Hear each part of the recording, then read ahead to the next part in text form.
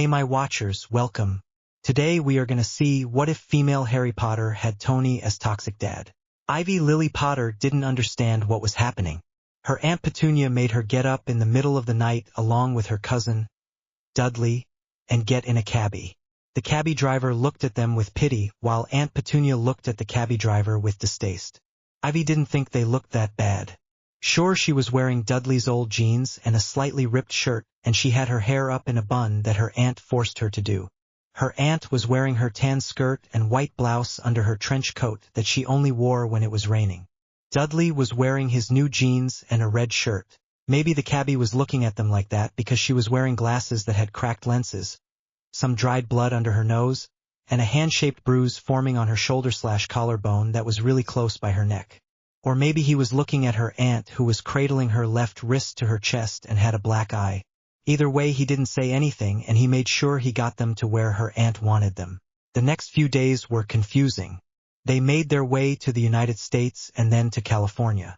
Every night they stayed at a new hotel room, and Aunt Petunia was always on the phone making calls till one day, about a week after they'd been there, they went to a medical clinic and Ivy ended up having to give blood, had a giant Q-tip go in her mouth and some hair cut off. For days after the clinic, they had just moved into another hotel room when Ivy's aunt called to see if the results were in on the testing.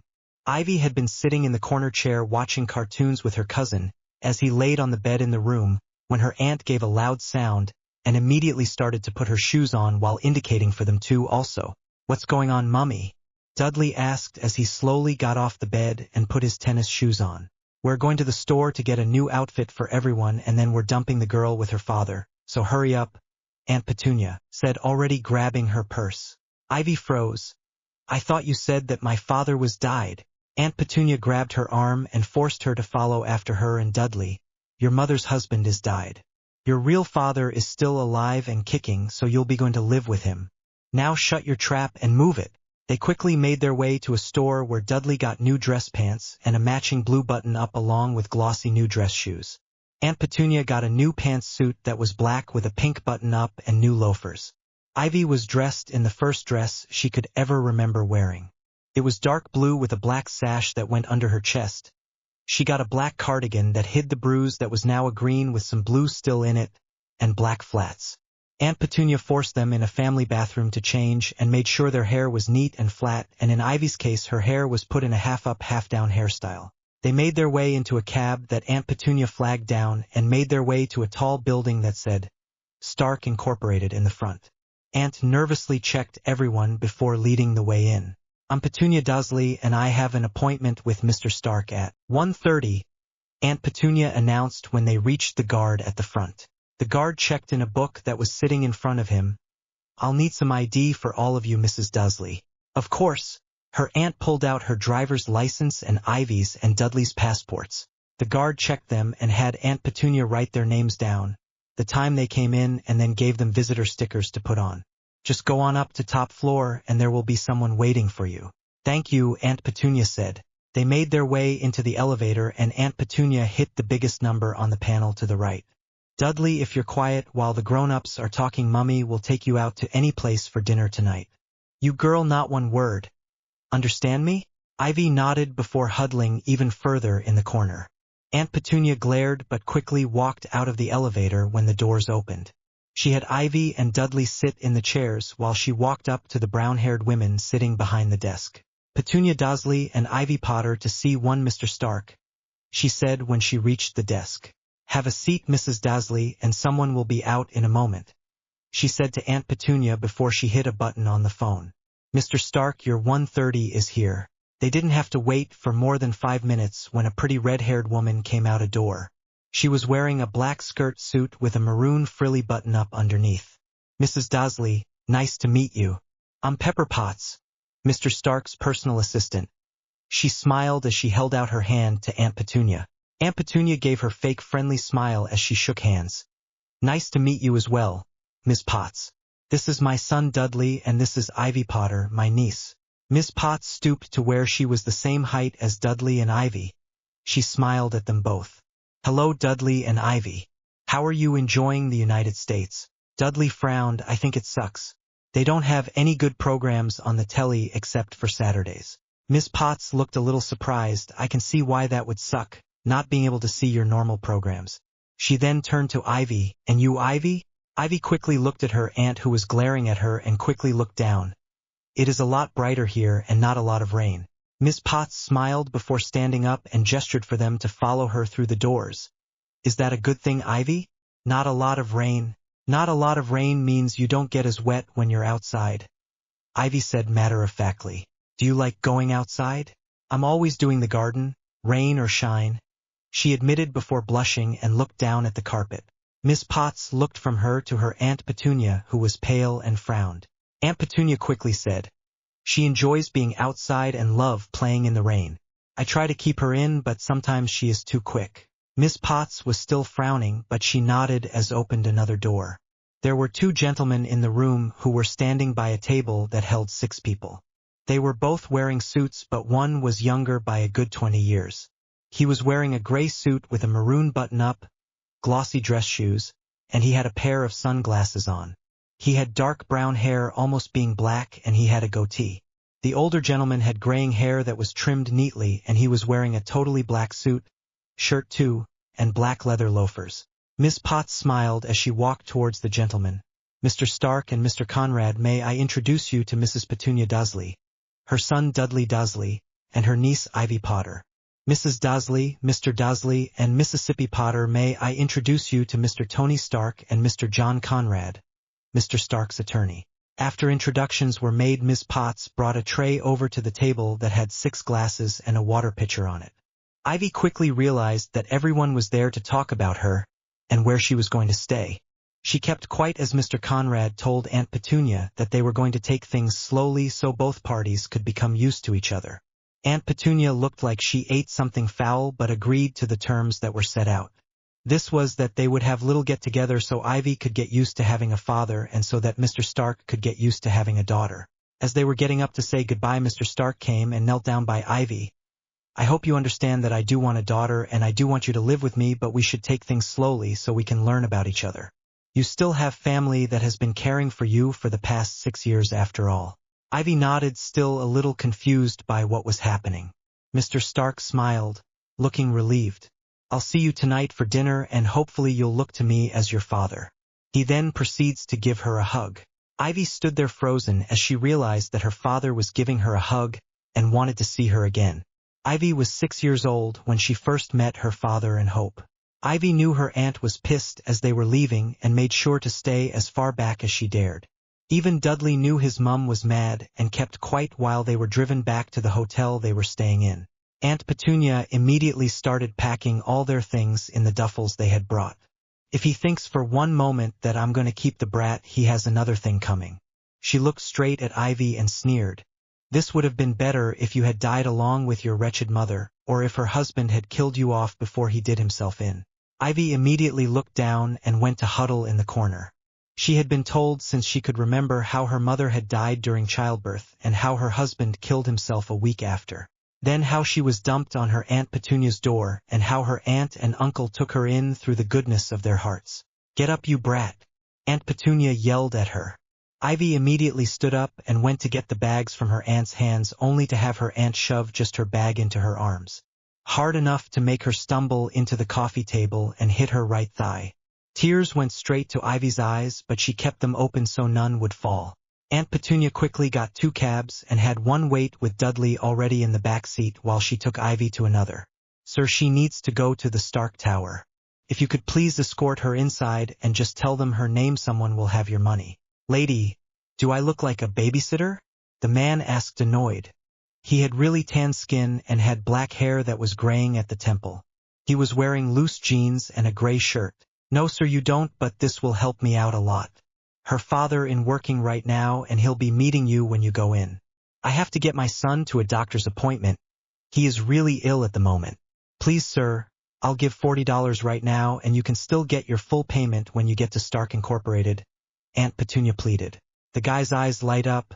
Give me the money and I'll take the brat to where you want. Aunt Petunia sighed with relief. Thank you very much, sir. Yeah, what's the kid's name anyways? Ivy Potter. Tell the guard that too when you get there, Aunt Petunia said before shoving Ivy in the cab with her duffel. You be good for the nice cabbie driver and listen your father when you get there. Ivy nodded confused. Yes, Aunt Petunia. Ivy watched as she was driven away, how her aunt got in the other cab with Dudley in it and how they drove off in the other direction than them. She watched the scenery become familiar the closer they got to Stark Incorporated. She watched as the cab driver jumped out to talk to one of the valets before coming to her door and opening it for her. She grabbed her duffel and followed him to the same guard that was sitting behind the desk. The guard looked surprised to see her before noticing the cab driver. He proceeded to call someone over the phone. Hold on 1 second and someone will be down. The cab driver shrugged before sitting down. Ivy stood by the desk not knowing what to do. It didn't take but a couple of minutes before Miss Potts rushed from the elevators and walked towards them. Miss Potts reached Ivy first and knelt by her. What's the matter? Why did you come back and where is your Aunt Petunia? The cab driver quickly walked over. Her aunt told me to drive her here because her son was sick. Miss Potts stood up and turned towards him looking confused. She also said that I would be paid once we got here and that her father would be waiting for her. Miss Potts looked horrified and angry, of course. How much do we owe you? Well, you see, the lady told me I could leave the car going while we waited for someone to give me the money. The cab driver started to look nervous. Of course, how rude of me to not realize, Miss Potts said. Give me 1 moment, mister. The name is William Blue, ma'am. William replied. Miss Potts gave a tight smile before walking around the desk to talk quietly to the guard. The guard stood up and nodded to Miss Potts before heading for the driver. If you just lead the way, Mr. Blue, and I'll pay the fare. Mr. Blue nodded before looking at Ivy. See you around, kid. Ivy waved before looking down again. Miss Potts sighed as they left before looking at Ivy. Come along, Ivy. We'll wait in Tony's office while he is in a meeting. She walked towards the elevator and Ivy hurried over before she got left behind. They were quiet as they made their way to the same floor as that afternoon, but they walked further till they went into a large room that had the biggest windows Ivy had ever seen. There was a desk right across from the doors. To the right was a wall-to-wall bookcase with a table model standing by it, and to the left was semicircle of a couch, 2 armchairs, and a glass coffee table. Why don't you have a seat, Ivy? It will be about 10 minutes before Tony will be done. Ivy nodded and walked over to the couch before gingerly sitting on the edge. Would you like something to drink while we wait? I can get you water, juice, soda, or even chocolate milk. Ivy moved her head that no, she didn't want anything to drink. She was too nervous and scared to drink anything. Miss Potts frowned. Ivy, you don't have to worry. Mr. Stark will know what to do, but in the meantime you should have something to drink. I'll get you some water, okay? Ivy couldn't do anything but nod. She didn't want the nice lady to get mad at her yet. Everyone got mad at her eventually. Miss Potts smiled before walking over to a small fridge that when opened had water bottles and glass bottles that different colored liquids in them, mostly brown. Miss Potts opened the bottle and poured some water in a small glass that was sitting on top of the fridge before putting the open bottle back in the fridge. She walked back over with it before sitting in the chair catty-corner to where Ivy was sitting. So, Ivy, did your Aunt Petunia say where she was going? Miss Potts asked with a smile on her face. Ivy shook her head to indicate a no. Miss Potts hummed and nodded. Well, since we're waiting, why don't you tell me a little about yourself? Ivy froze with the glass halfway up to her mouth. What do you mean, Miss Potts? Miss Potts just smiled. Tell me what you like and don't like. Favorite colors or foods or what you like to do for fun. And you can call me Pepper, Ivy. Ivy just nodded. I like the color purple and I like most foods. She wasn't sure what she was supposed to say, but Miss Pepper's smile just got bigger. I like the color purple also, but my favorite is a maroon red like this. She pointed to her shirt. I enjoy a lot of foods too, but I'm allergic to strawberries, which means I can't eat them without being in pain. Miss Pepper explained. She probably knew that I wasn't that smart and didn't know what allergic meant. Just as Miss Pepper opened her mouth again, the door opened and Ivy's father walked in. Pepper, what happened? The guard downstairs just said that Ivy was dropped off by a cab driver. Ivy quickly stood up and turned towards her father while Miss Pepper quickly stood up also. Mr. Blue said that Ivy's aunt had him dropped Ivy off here and that her father was going to be waiting along with being paid here. Ivy's father and Miss Pepper just stood there looking at each other like they were having a conversation before her father's side and nodded before looking at Ivy.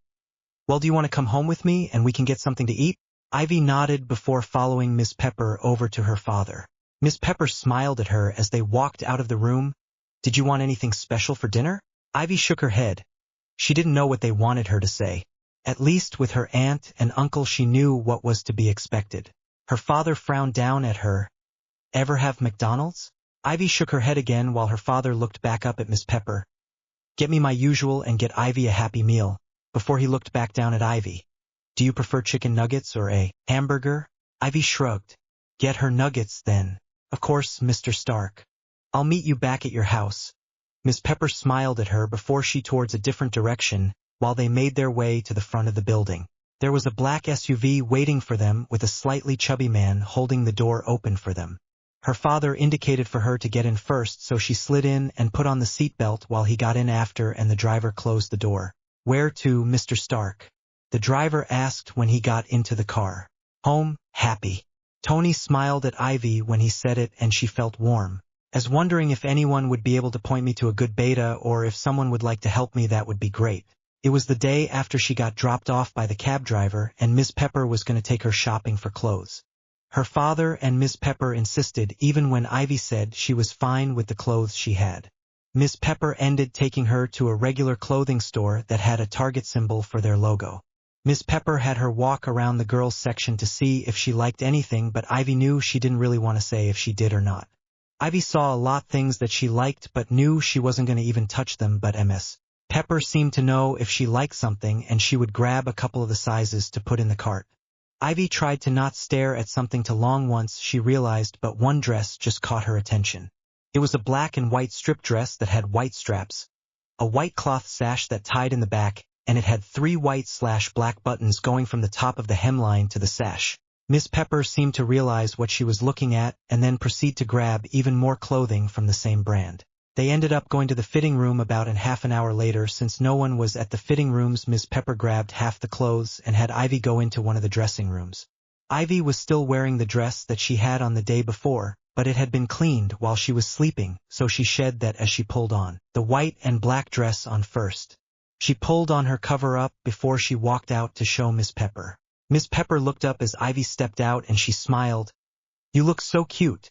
Does that one fit all right? She asked as she stepped closer to look at her. Ivy smiled back and nodded, looking a little pink in the checks. Miss Pepper smiled back. That's good that you were able to find the right fit on the first try. Why don't you take the cover-up off? Ivy immediately stepped back and shook her head. I'm a little cold in here. Miss Pepper slowly nodded and took a couple of steps back.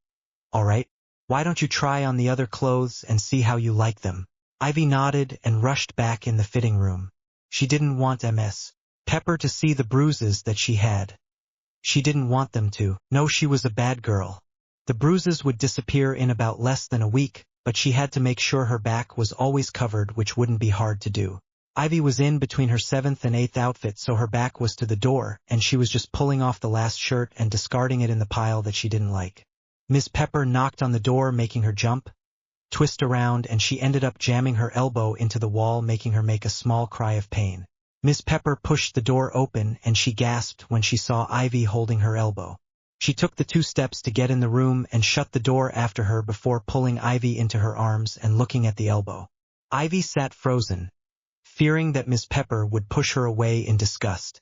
Ivy started to relax once she noticed that Miss Pepper didn't seem to be aware of the bruise and her back, so she tried to move slightly over so Miss Pepper didn't see her back at the least, but Miss Pepper's eyes seemed drawn to the mirror, and Ivy tensed up as Miss Pepper froze with horror on her face.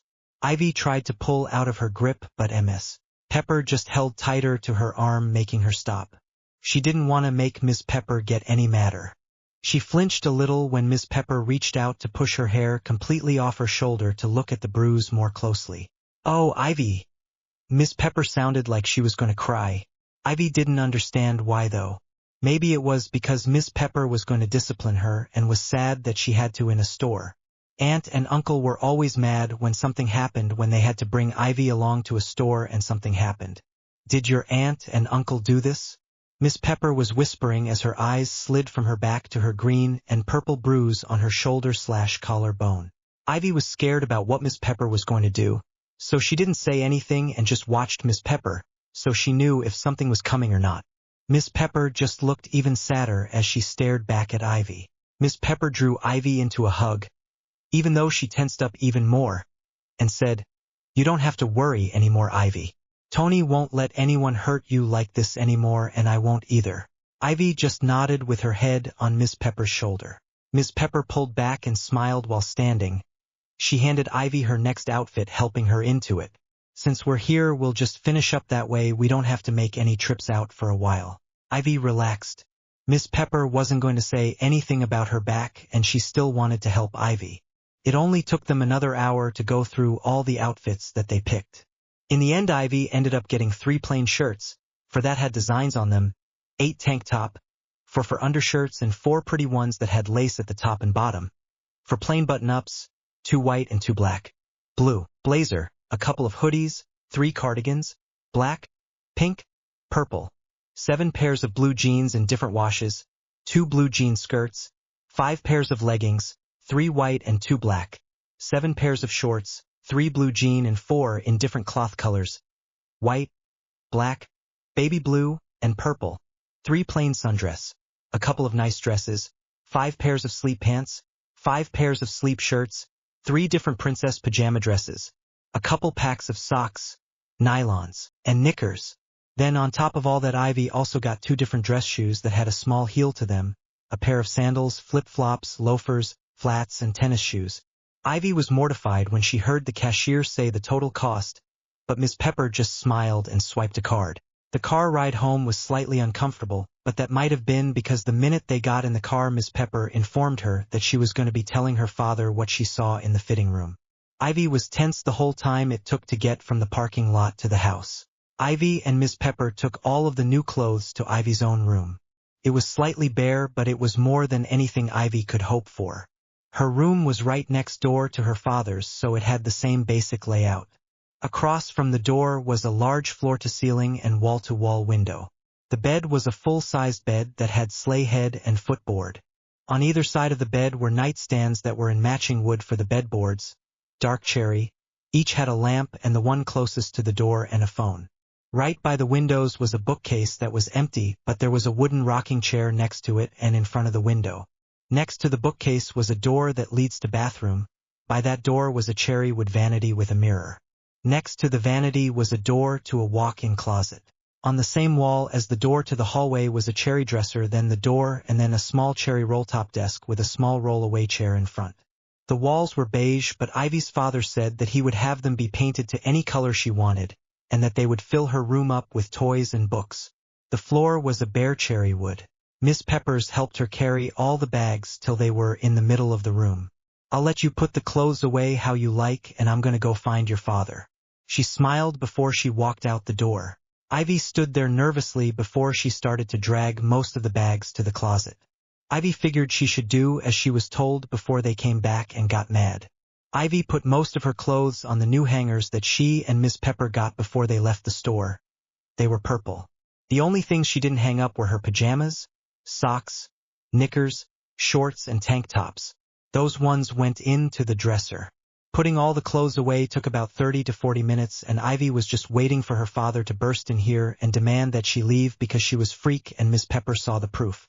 Ivy couldn't wait for her father to come in here, so she decided to go find him and Miss Pepper. She figured that they would be in her father's lab, so she headed down in that direction. She was walking down the last set of stairs to get to the lab when she heard something crash and break. She froze for a second, waiting to hear another sound. Glass broke not even a minute later, and Ivy could hear 2 voices now arguing, and they were starting to get loud. Ivy walked down a few more stairs, and she was able to see clearly into the lab. It looked like a storm went through it. The desk looked like it was flipped, and a lot of gadgets were all over the room, broken, and a lot of glass was on the floor. Miss Pepper was standing by the door looking like she was about to flee, but she was trying to calmly talk to Ivy's father at the same time. Ivy's father was kneeling next to his desk, holding something in front of him, and Miss Pepper seemed to be relaxing some. Everything was quiet as she slowly walked towards him, being careful of where she was walking. Ivy walked down the last of the stairs till she was standing next to the door, where she noticed the bottom half was cracked from something hitting it. Miss Pepper was starting to kneel next to her father and was still talking to him. Ivy could make out some of what she was saying to him. Mostly words of reassurance, it seemed like. Ivy was just reaching for the pad to press her finger against it, when she heard Miss Pepper say something that made her freeze, and her father to react quickly. Maybe it wasn't as bad as it looked? She sounded a mixture of desperate for it to be true, but in a defeated enough tone to know that wasn't true. Still, Ivy's father reacted by spinning up so he was facing them, and he threw the gadget that he was holding straight at the glass window furthest of where Ivy was standing. Ivy immediately cried out and curled into the corner. She heard the glass shatter along with her father and Miss Pepper calling out for her. As the glass shattered, Ivy felt something in her being pulled, like sucking on a straw. She pulled her head out of her arms and she first noticed that the lights were flickering. Her father was as white as a sheet, and that she was on the other side of the door. Ivy darted for the other end of the lab, where the cars were and where the door leading to the outside was. She didn't care that she was stepping on broken gadgets and glass. She knew she had to get out before they caught her and sent her back to Uncle's. She didn't care that Miss Pepper said that they wouldn't hurt her. Adults always went back on what they say. She learned that quickly with her uncle and aunt. Ivy had just made it to the halfway point when a strong arm caught her around the middle and held her up to equally strong and hard chest. Ivy struggled at first, but when she felt the other arm wrap around her, she slumped. Ivy realized that she was crying hard, the lights were still flickering, and that the chest against her back was vibrating. It was like her father was talking, but she couldn't hear anything over her cries and heart pounding. She tried to silence her cries, but that just made her cough and choke. Her father flipped her in his arms and sat them down on the floor, rubbing her back and telling her to breathe. Ivy slowly stopped crying and coughing while her father rocked her on the floor. Once Ivy could hear something other than her heart pounding, she realized that he was humming, and that was why his chest was vibrating. Ivy remained limp in his arms. "I'm sorry. I don't know what happened." Ivy's father just held her a little tighter and made a shushing noise before humming some more. "I understand if you don't want me anymore, but could you please not send me back to Uncle Vernon?" Ivy whispered. Her father froze and drew back so they could see each other's faces. His face looked grave, it was still really pale compared to normal, and his dark eyes looked wet and glossy. "Ivy!" He seemed to sigh her name as he gave her a chaste kiss on the side of her mouth. Ivy stared. No one ever gave her kiss. She always envied Dudley when she saw him get kisses like the one she got from both his mother and father. She also hated him for when he would push them away for giving him a kiss, especially in public. "I don't want you to go anywhere. I want you to stay with me, and I want to watch you grow up into a wonderful woman. I want to raise you to the best of my abilities. I didn't have much love growing up, and I don't want you to know that feeling anymore." Ivy felt her eyes water up and her tears sliding down her cheeks, with even more falling when he brushed them off. Ivy thought this was too good to be true. She didn't deserve to have such nice things said to her or to be loved like she felt at the moment. Ivy felt she should at least warn him that things happened around her like they did today. "I do bad things sometimes," she whispered to him, still looking into his eyes. Her father just stared back before sighing. "I don't think you do, and if that's true then that's fine, because everyone does something bad a few times in their lives." Ivy just shook her head. "I do them all the time. Like today, I didn't mean to make the lights go out or to appear on the other side of the door. It happens all the time at Uncle's house. That's why he says he hurts me, to stop it from happening. That the freakishness has to be beaten out." Ivy tensed up as her father's face went cold and his arms went tighter around her. Ivy couldn't help but notice that when he looked at her his face lost the coldness, and he just drew her back into a tighter hug and hummed till she relaxed. Ivy realized that when he took her back that she was going to be miss being held and hummed to. "I want you to forget everything your aunt or uncle," this word was said with hate, "has said. You're fine the way you are, and it's the situation that you're put in that makes you react the way you do. As long as you're in a peaceful situation and not one that makes you scared or angry, you'll be fine." Ivy couldn't help but believe him. He said it like it was true. The more Ivy about it, the more she realized that every time something bad happens was when she was scared. Her father was smarter than her uncle. After everyone left the lab, Ivy's dad took her to a doctor to get the glass out of her feet. This turned out to be lucky for Ivy because she seemed to only step on glass with her left foot and only a few shallow cuts on her right, which meant she just had to stay off of them till they healed. That meant no walking for at least a week. She would have the help of crutches. While they were there though, Ivy's dad made them record any sign of neglect and abuse. It was during that part where the doctor had her strip that Ivy got really nervous and everyone present could tell. The doctor was a pretty blonde, older woman who told Ivy to call her Dr. Allison. If makes you more comfortable, Mississippi Stark, it'll just be you and I in the room. I just need to take pictures of anything that looks like abuse. It'll take probably around the same time as the X-ray took, depending on how many pictures I need to take. Ivy searched for her dad, who was standing next to her. When he saw that she was looking at him, he smiled and nodded. If it'll help, I'll go outside the door and wait with the nurse. Ivy didn't want him to leave, so she shook her head but whispered, I want my dad and Dr. Allison only. The red-headed nurse smiled and left out the door, and Dr. Allison relaxed and smiled. We just need you take off the pretty dress you're wearing and we'll get started. Ivy's dad ended up helping her take off her cardigan, dress, and shoes, but the doctor left her in her knickers for now. Ivy kept her eyes on her dad's as the doctor started to take pictures of her front side. The bruise on her collarbone/shoulder and how you could clearly see Ivy's bones protruding. Ivy's dad's face went cold when he saw the bruise, but when he noticed that she was staring at him, his face went smooth. Not smiling but not cold either. Ivy made sure she kept her eyes on her dad's even when the doctor paused and his eyes went over her head. She kept her eyes open even when she wanted to cry as he went to stand behind her with the doctor. She kept them open even when she heard him curse. She twisted her head and saw her own back with the mirror that was on the back of the door. She only saw the first half of the scars on her back because her dad and the doctor were standing there, but she knew what her back looked like. She didn't need to see to know. At the middle of her back there were scars of the end of her uncle's belt buckle. She had 12 in total of belt scars. Her uncle believed in hitting as many times as her age. At the bottom of her back, where it curved in, there was a 5-letter word craved into her skin. A word she was always called freak. Ivy looked to her father and noticed that he was white like earlier, and she tensed up even more. The doctor hadn't even started to take pictures yet, and Ivy was starting to shiver in the coldness of the exam room. Ivy's dad looked to the doctor and gestured for her to continue, but before she did, she had Ivy step out of her knickers. The pictures took another half an hour before they were done. Ivy's dad helped her get redressed and picked her up to sit on his hip and held on to her. Ivy quickly snuggled up to him as he started to hum a little to her. Dr. Allison gave a sad smile as she looked at Ivy and her dad. Ivy, I'm going to ask you a few questions. I'm going to record it and we'll be done for the day. Okay? Ivy nodded. They ended up staying for another 2 hours.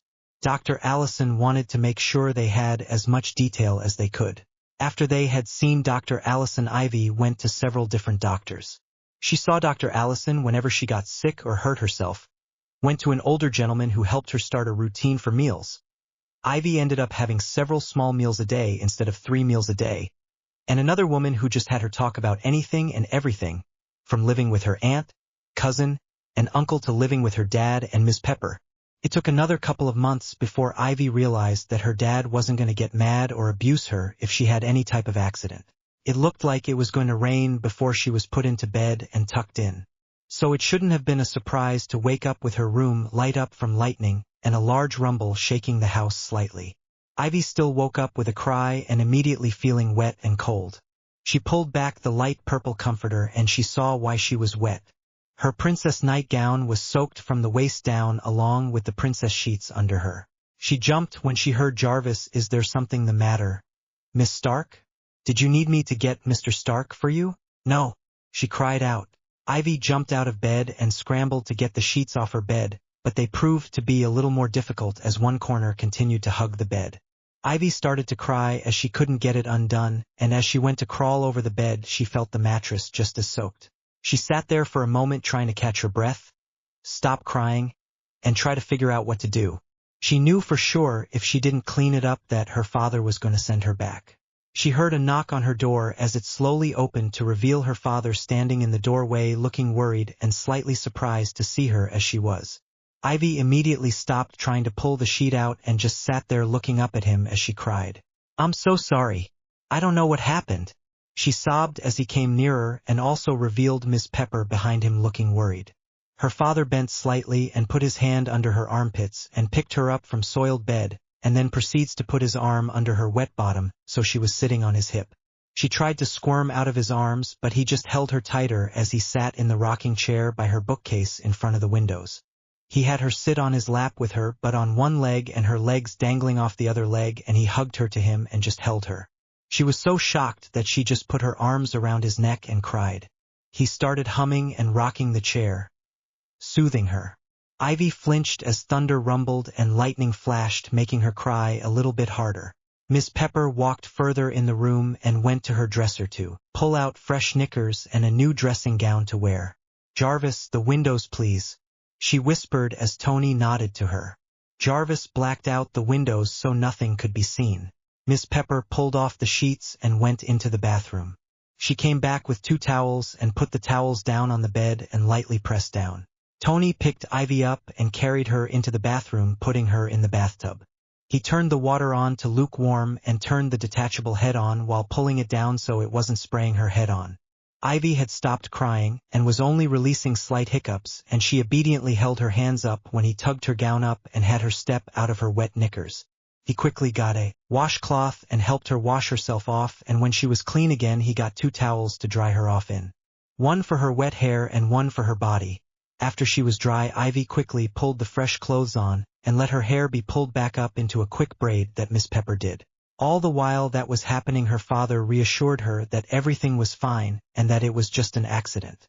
That he wasn't mad, that Miss Pepper wasn't mad, that everything could be fixed, and she wasn't in trouble. As they walked back into her room, she saw that her bed still had the towels on them, and that Miss Pepper was taking them off to be replaced by dry ones. "Come along, Ivy," her father said, pulling her by her hand. "Let's leave Miss Potts to clean this up and let's go to bed." Ivy protested. "She made the mess, she could clean it. But I can help clean it up. Where else am I going to sleep?" Miss Pepper said, "It's fine, Mississippi Stark. It doesn't bother me to clean it up." The same time her father talked. "Miss Potts knows what she is doing and will be sleeping in my room." Ivy gaped at the both of them as she led out of her room and down the hall to her father's, where he tucked her into his bed before going into his bathroom room and coming out in clean sleep pants and a normal tank. He got in the bed on the other side and pulled her into his arms, where she laid slightly tense before relaxing as he hummed. She never felt safer. Ivy had an accident every night the following month, even if there wasn't a thunderstorm or not. Her therapist said it was a way for her to make sure that her father wasn't going to get rid of her. After the first night her father and Miss Pepper, put a protected cover on her mattress so if another accident happened only the sheets would get wet. Then after 4 days of it happening, her father brought home pull-ups for her to wear at night. Ivy ended up wearing them about 2 weeks after she stopped wetting the bed and continued to wear them on the nights that thunderstorms came through. On the nights thunderstorms happened, she would wake up and then go looking for her father to cuddle with. It didn't matter if he was in his room or downstairs in his lab. Her father didn't care either, for he would either let her climb into the bed or carry her to his room where he would hum to her. Ivy fully believed that she wasn't going to be abused or sent away about 2 years of living with her father, but it was 6 years after that she realized that he could be taken from her. Ivy was 14 years old when she heard the most horrible news of her life, but the day before and the day of started out as any other day. She heard Miss Pepper talking to another woman when she walked into the living room still in her pajamas, purple sleep pants and a tank top that had a Queen's Band logo on it, and her hair in a messy bun. Ivy saw Miss Pepper dressed in a nice black skirt suit with a white button-up under, while the blonde lady, who Ivy recognized from Vanity, she was talking to, was only wearing one of her father's dress button-up shirts. Ivy thought that was distasteful and really gross. Her jaw dropped as the blonde lady was rude to Miss Pepper, but she busted out laughing when she heard Miss Pepper's response. They both turned to look at her.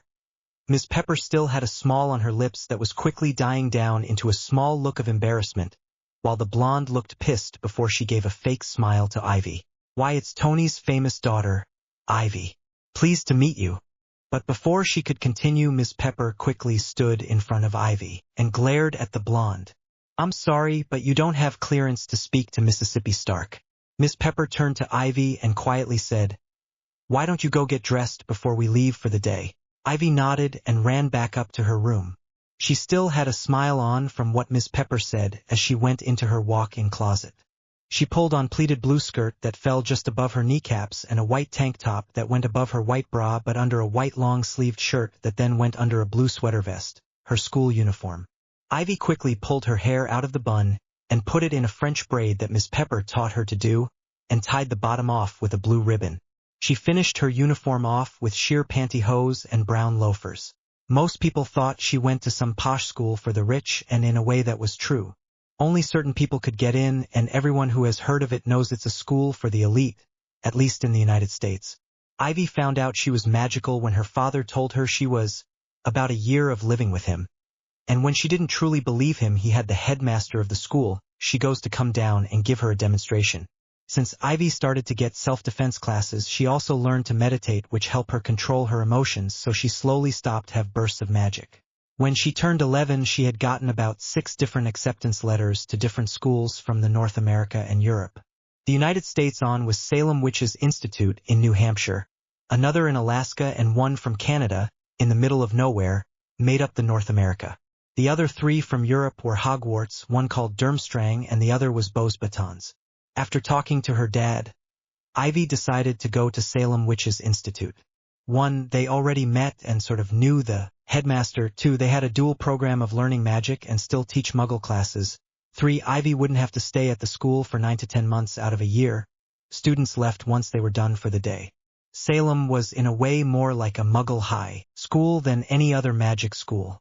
Salem was also one of the more demanding magical schools just because they expect all students to have a certain grade and for students to be on top of their classes, be it magical or Muggle. The students still varied from the ages of 11 to 19, and they were separated by what time zone they lived in and age. The only classes that weren't separated were the Muggle exclaves, because students choose new ones each year or 2 depending if they wanted to have them all year or half a year. Salem had everything set up around what time zone you lived in, so if you lived on the eastern seaboard, then those students got to school first and were able to leave school first. Since Ivy lives on the western seaboard, she would start 3 hours after Eastern time.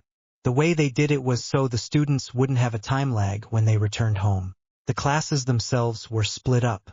Ivy would have 4 magical classes, then lunch, and after would have 4 Muggle classes. They were split so she have the same classes on Monday, Wednesday, and Friday: charms, transfiguration, defense, and potions. Then came lunch, then there was the Muggle classes: Muggle history, art, English, and science. On Tuesday and Thursday, Ivy had for magical classes herbology, magical history, ancient runes, and healing. After healing was lunch, then she had psychology, German, math, and PE. The only time she had to come back was on Wednesdays nights for her astronomy class from 9 p.m. to 10:30 p.m. Ivy's Muggle classes like art, psychology, and PE changed each year. In her first year she had taken health, computers, and swimming. She changed her magical classes at the beginning of this year, her 4th, because she originally had a free period on Tuesdays and Thursdays, but it got replaced by ancient runes, and she had decided that she was going to stay with healing for the whole 7 years of schooling.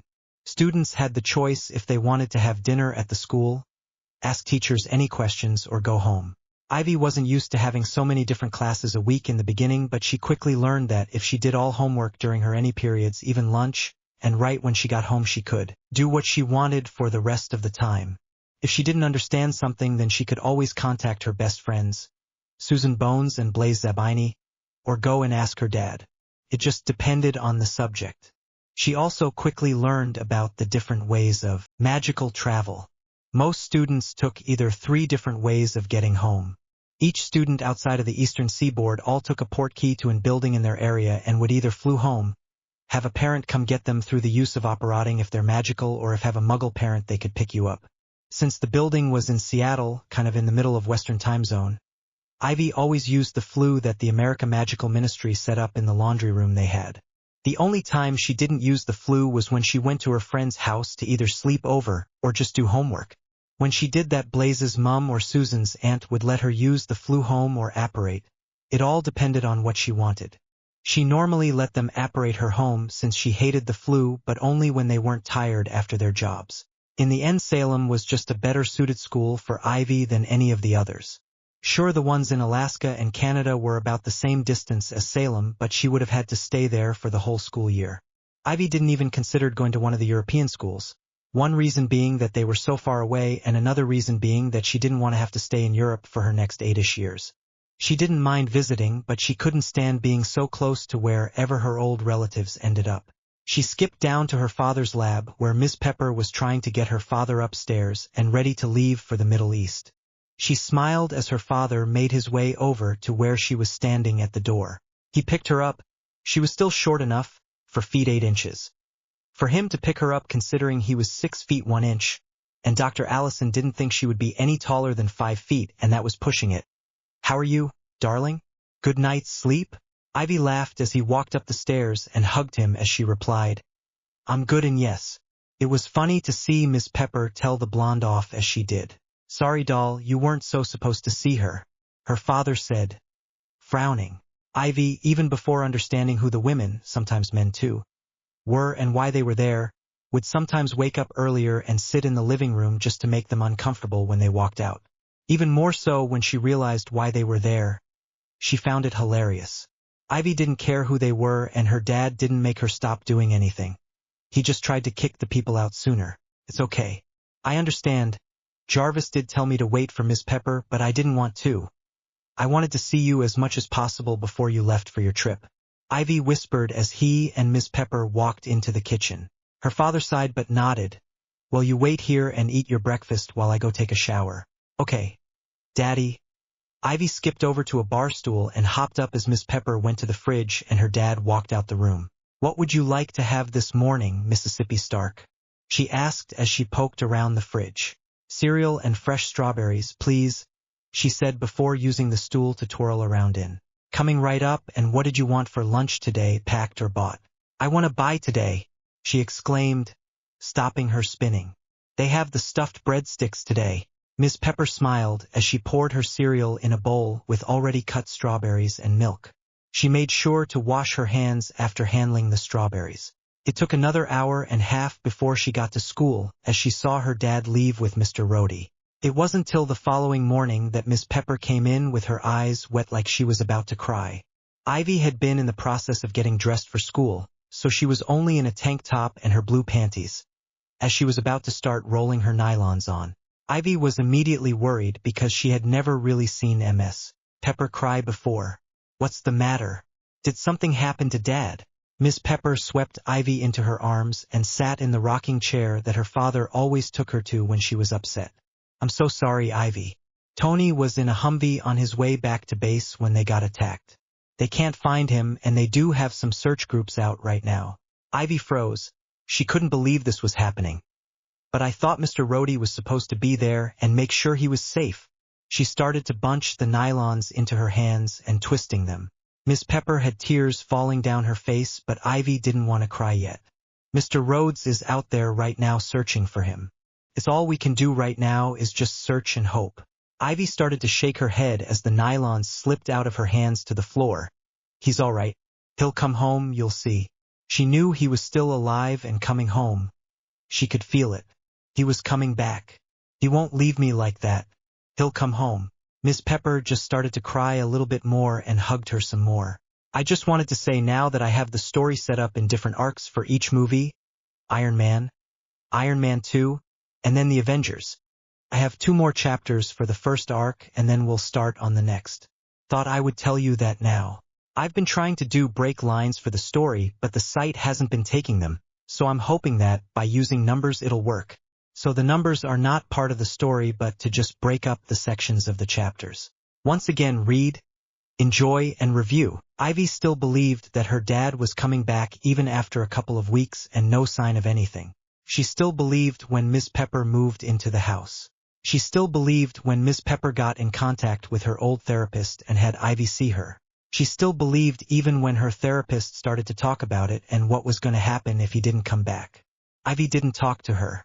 She even stopped talking to one of her teachers when she overheard him talking bad about her dad. She still believed even when other kids picked on her. She still believed when her friends started to treat her differently. She still believed when Blaze started to treat her like glass and made sure she didn't hear what other students were saying.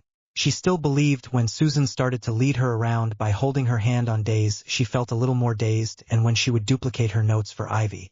She still believed when she got in a fight with an older student for calling her dad a bastard who only killed people because he sold weapons to kill. She still believed even when Miss Pepper was rushed to the school and made sure that Ivy was healed the Muggle way as part of her punishment of fighting, which the school nurse agreed with, that she had to wear a cast for fracturing her wrist when it got hurt in the fight. She still believed when she was grounded for a week for fighting and getting suspended for 3 days for fighting. She didn't stop believing even though every night she would sneak out of her room and into her dad's and sleep either in his bed or on the floor of his closet. Both places smelled the most like him. She didn't stop believing even when Miss Pepper would get teary-eyed whenever she found Ivy in those spots. She didn't stop believing when Miss Pepper slowly got more down. She just didn't stop believing even after 3 months went by and she never cried. Not once during the whole time he was gone. 55,555. Ivy was shocked and slightly confused when Miss Pepper slammed the door open to her father's closet, where she was sleeping on a couple of sleeping bags and pillows. "James found Tony," she shouted as she fell to her knees by Ivy. Miss Pepper immediately drew Ivy into a hug and started crying. "Tony is going to be here in a few hours. He's coming home. Come on and get up. Go take a shower and I'll have breakfast waiting for you when you're done. Tony called you off of school. He wants you to be there when he gets home." Ivy scramble up. "Wait, you talk to Dad? Can I call him? He's already on the plane back home. Go hop into the shower and come downstairs.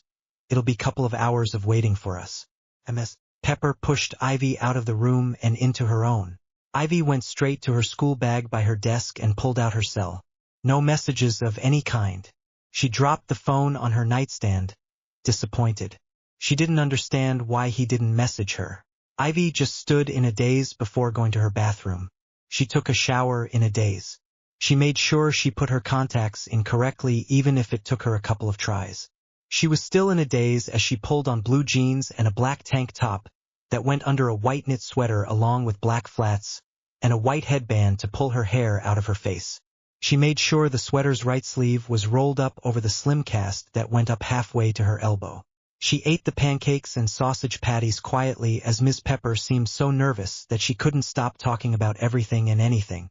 Miss Pepper had Mr. Happy drive them to the airport where tons of other people were waiting. Ivy stood next to Miss Pepper while they waited, and she looked at the ambulance in alarm.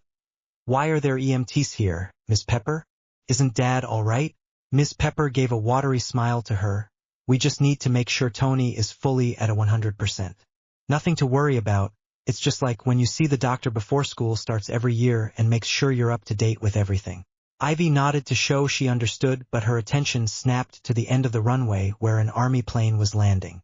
She always believed that her dad was coming back even when the news and magazines said he wasn't, and even when the people who knew him started to lose faith. She couldn't believe she was going to see him in the next 5 to 10 minutes as the plane slowly came to a stop. She still couldn't believe that she was seeing him when he walked out the back with Mr. Rhodey next to him, helping him down. Her dad still looked the same. Still in a suit and had glasses on, but he was a little more scruffy in the face, which had some cuts on it, and his arm in a sling. Seeing the sling made her pause before she could move. She hid her right arm behind her back right before her dad's eyes went to her. She always knew when he was looking at her when he was wearing shades. Miss Pepper said that it was always annoying that she could do that because she couldn't. Her dad made his way to them even more quickly and then pulled Ivy into his arms, even having his injured arm go around her. Ivy clung to him when he made to let go, and he easily pulled her up, putting her on his hip like he used to when she was 6. She wrapped her arms around him the best she could given that her wrist was in a cast and he had an injured arm. Miss Pepper made a sound of protest but didn't say anything when Tony looked at her, but she did say something when Tony made a request to get a hamburger and then a press conference. "You should really go to the hospital and make sure you're all right. Food, conference, and you can tell me why Ivy has a cast on. And it doesn't have to be in that order. Food while you talk," he said as he got in the car and put Ivy in the middle so Miss Pepper could get in on the other side. Ivy put the seat belt on as Mr. Happy started to drive. "Don't blame Miss Pepper for my arm, Daddy. It happened at school." Ivy scooted till she was as close as possible to her dad while still sitting in her seat. Tony just wrapped his arm around her and planted a kiss on the top of her head. Miss Pepper smiled at them, It seems that another student a couple years ahead of Ivy insulted you and she decided the best way to respond was to attack him. He ended up with a broken arm, bruises and a lovey cut on his cheek while Ivy fractured her wrist, a cut on her face, and a good few bruises. While I'm proud you stood up for yourself and the people you believe in, other people are entitled to their opinions. I've been called everything and anything under the moon. You're getting older so people are going to be rude to you for what I've done in my life. I wish I could protect you from it, but you're going to have to get a tougher skin and not resort to violence. The only time for that is if a creep is about to touch you or they hit you first. Understand me? Tony made sure Ivy was looking into his eyes. Yes, Daddy, Ivy whispered, just happy that he was there in the flesh. 55,555. Ivy stood next Miss Pepper while her dad and Mr. Stain were up at the podium, after everybody had sat down. Ivy was listening to everything her dad was saying and watching a man in a typical black suit walk up to Miss Pepper and introduces himself as Agent Coulson. She giggled when she heard the long name of the organization that he worked for, Strategic Homeland Intervention, Enforcement and Logistics Division. Ivy's eyes snapped back to the front as she heard all the reporters leapt to their feet and start shouting out questions. She watched with distaste as Mr. Stain started to basically hustle her dad off the podium. She never did like him, but she was always polite when he was around for her dad. Ivy walked around the reporters to reach her dad even though she hated everyone's eyes on her because almost everyone watched as her dad draped his arm around her, and they left with Miss Pepper following. 55,555. It was around 1 in the morning when Ivy woke up having to go to the bathroom and wanting something to drink. After going to the bathroom, she made her way downstairs to the kitchen. She paused when she got to the door. Her dad was sitting at the counter with a glass of whiskey. The bottle was also there, in front of him. Ivy didn't see her dad drink that much, but she knew he did just from the bottles in the house and in his lab. Ivy was almost certain that he normally drank when she wasn't around. Very rarely did she see him with a drink. Ivy just stood there looking at him. He had changed when he had gotten home, so instead of the suit he had on jeans and a Metallica shirt on. She could see the arc reactor glowing beneath it. He had shaved also and he wasn't wearing the sling anymore. Ivy knew he wasn't the same. She didn't need anyone to tell her that. She saw it in his eyes when she first saw him. While Ivy was staring at him, he must have known someone was there because he drank his shot before turning to look at her. Ivy smiled at him while walking towards the fridge. "Hi, Daddy. Hey, doll. What are you doing up?" he asked as he poured himself another shot. Ivy opened the fridge, pulling out the milk while replying, "Had to pee and was thirsty." Her dad nodded before shooting back the shot and getting up to get honey out of cabinet and a large mug that had her name written on it. Ivy smiled, putting the milk next to him and sitting on the stool next to the one he was sitting in. She watched him put the milk in the microwave and after taking it out, putting the honey in before handing it to her. She let out a sigh after she took a sip.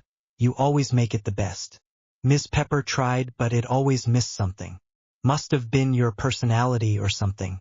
She grinned at him. Her dad laughed while putting the honey and milk away. "I'll make sure to tell her that she can't do it all like she says. I can do some things on my own, like showering." Ivy snickered as her dad sat next to her and poured another shot. He just laughed again before taking a sip. Ivy just watched him while drinking her milk. Sitting up closer just made him look a little more broken than before he left, even more so with the scratches on him. She could feel tears pooling into her eyes and squeezed her eyes shut as she drank the last of her milk. She didn't cry when he went missing and she didn't want to cry now. She wanted to show that she wasn't a crybaby. She couldn't remember the last time she cried like this. Sure, she cried when she watched chick flicks or when she accidentally fell or something, but she hadn't cried because she felt overwhelmed or upset. She kept working through her problem. Crying wasn't going to help when you could immediately start on the problem. Ivy pushed her mug to the side and put her head, facing away from her dad, on the cold counter. She could feel some tears sliding out of her eyes, leaving a hot trail to her hair and some dripping to the counter. She felt and heard her dad set down his shot glass and get out of his chair. She felt him put a warm hand on her back in between her shoulder blades, his heat just sinking through her night shirt to her. Ivy turned around and looked up at him through her watery eyes. "I missed you so much, Daddy." "I know, Ivy. I missed you too." His voice was low and soothing to her ears. "I never stopped believing that you would come back," she whispered. "I knew you wouldn't leave like that." She kept her eyes open so the tears wouldn't fall, and her eyes landed on the glow that was in front of her face. "You don't have to be strong anymore, darling." He gave her a sad smile when she looked up at him. "Pepper and Jarvis told me that you didn't cry when she told you that I was missing or after.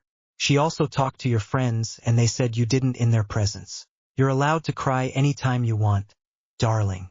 Ivy just wrapped her arms around him and laid her head a little to the side of his heart, listening to it pump away as her tears finally fell. She let him pick her up as she started to sob. She felt him walk back up the stairs to her room and after picking something up, sit down in the rocking chair. "Even though I believed you were coming home, I was so scared that you wouldn't," she hiccuped as she curled into a smaller ball on his lap. "Shoo!" He started to hum before handing her a teddy bear.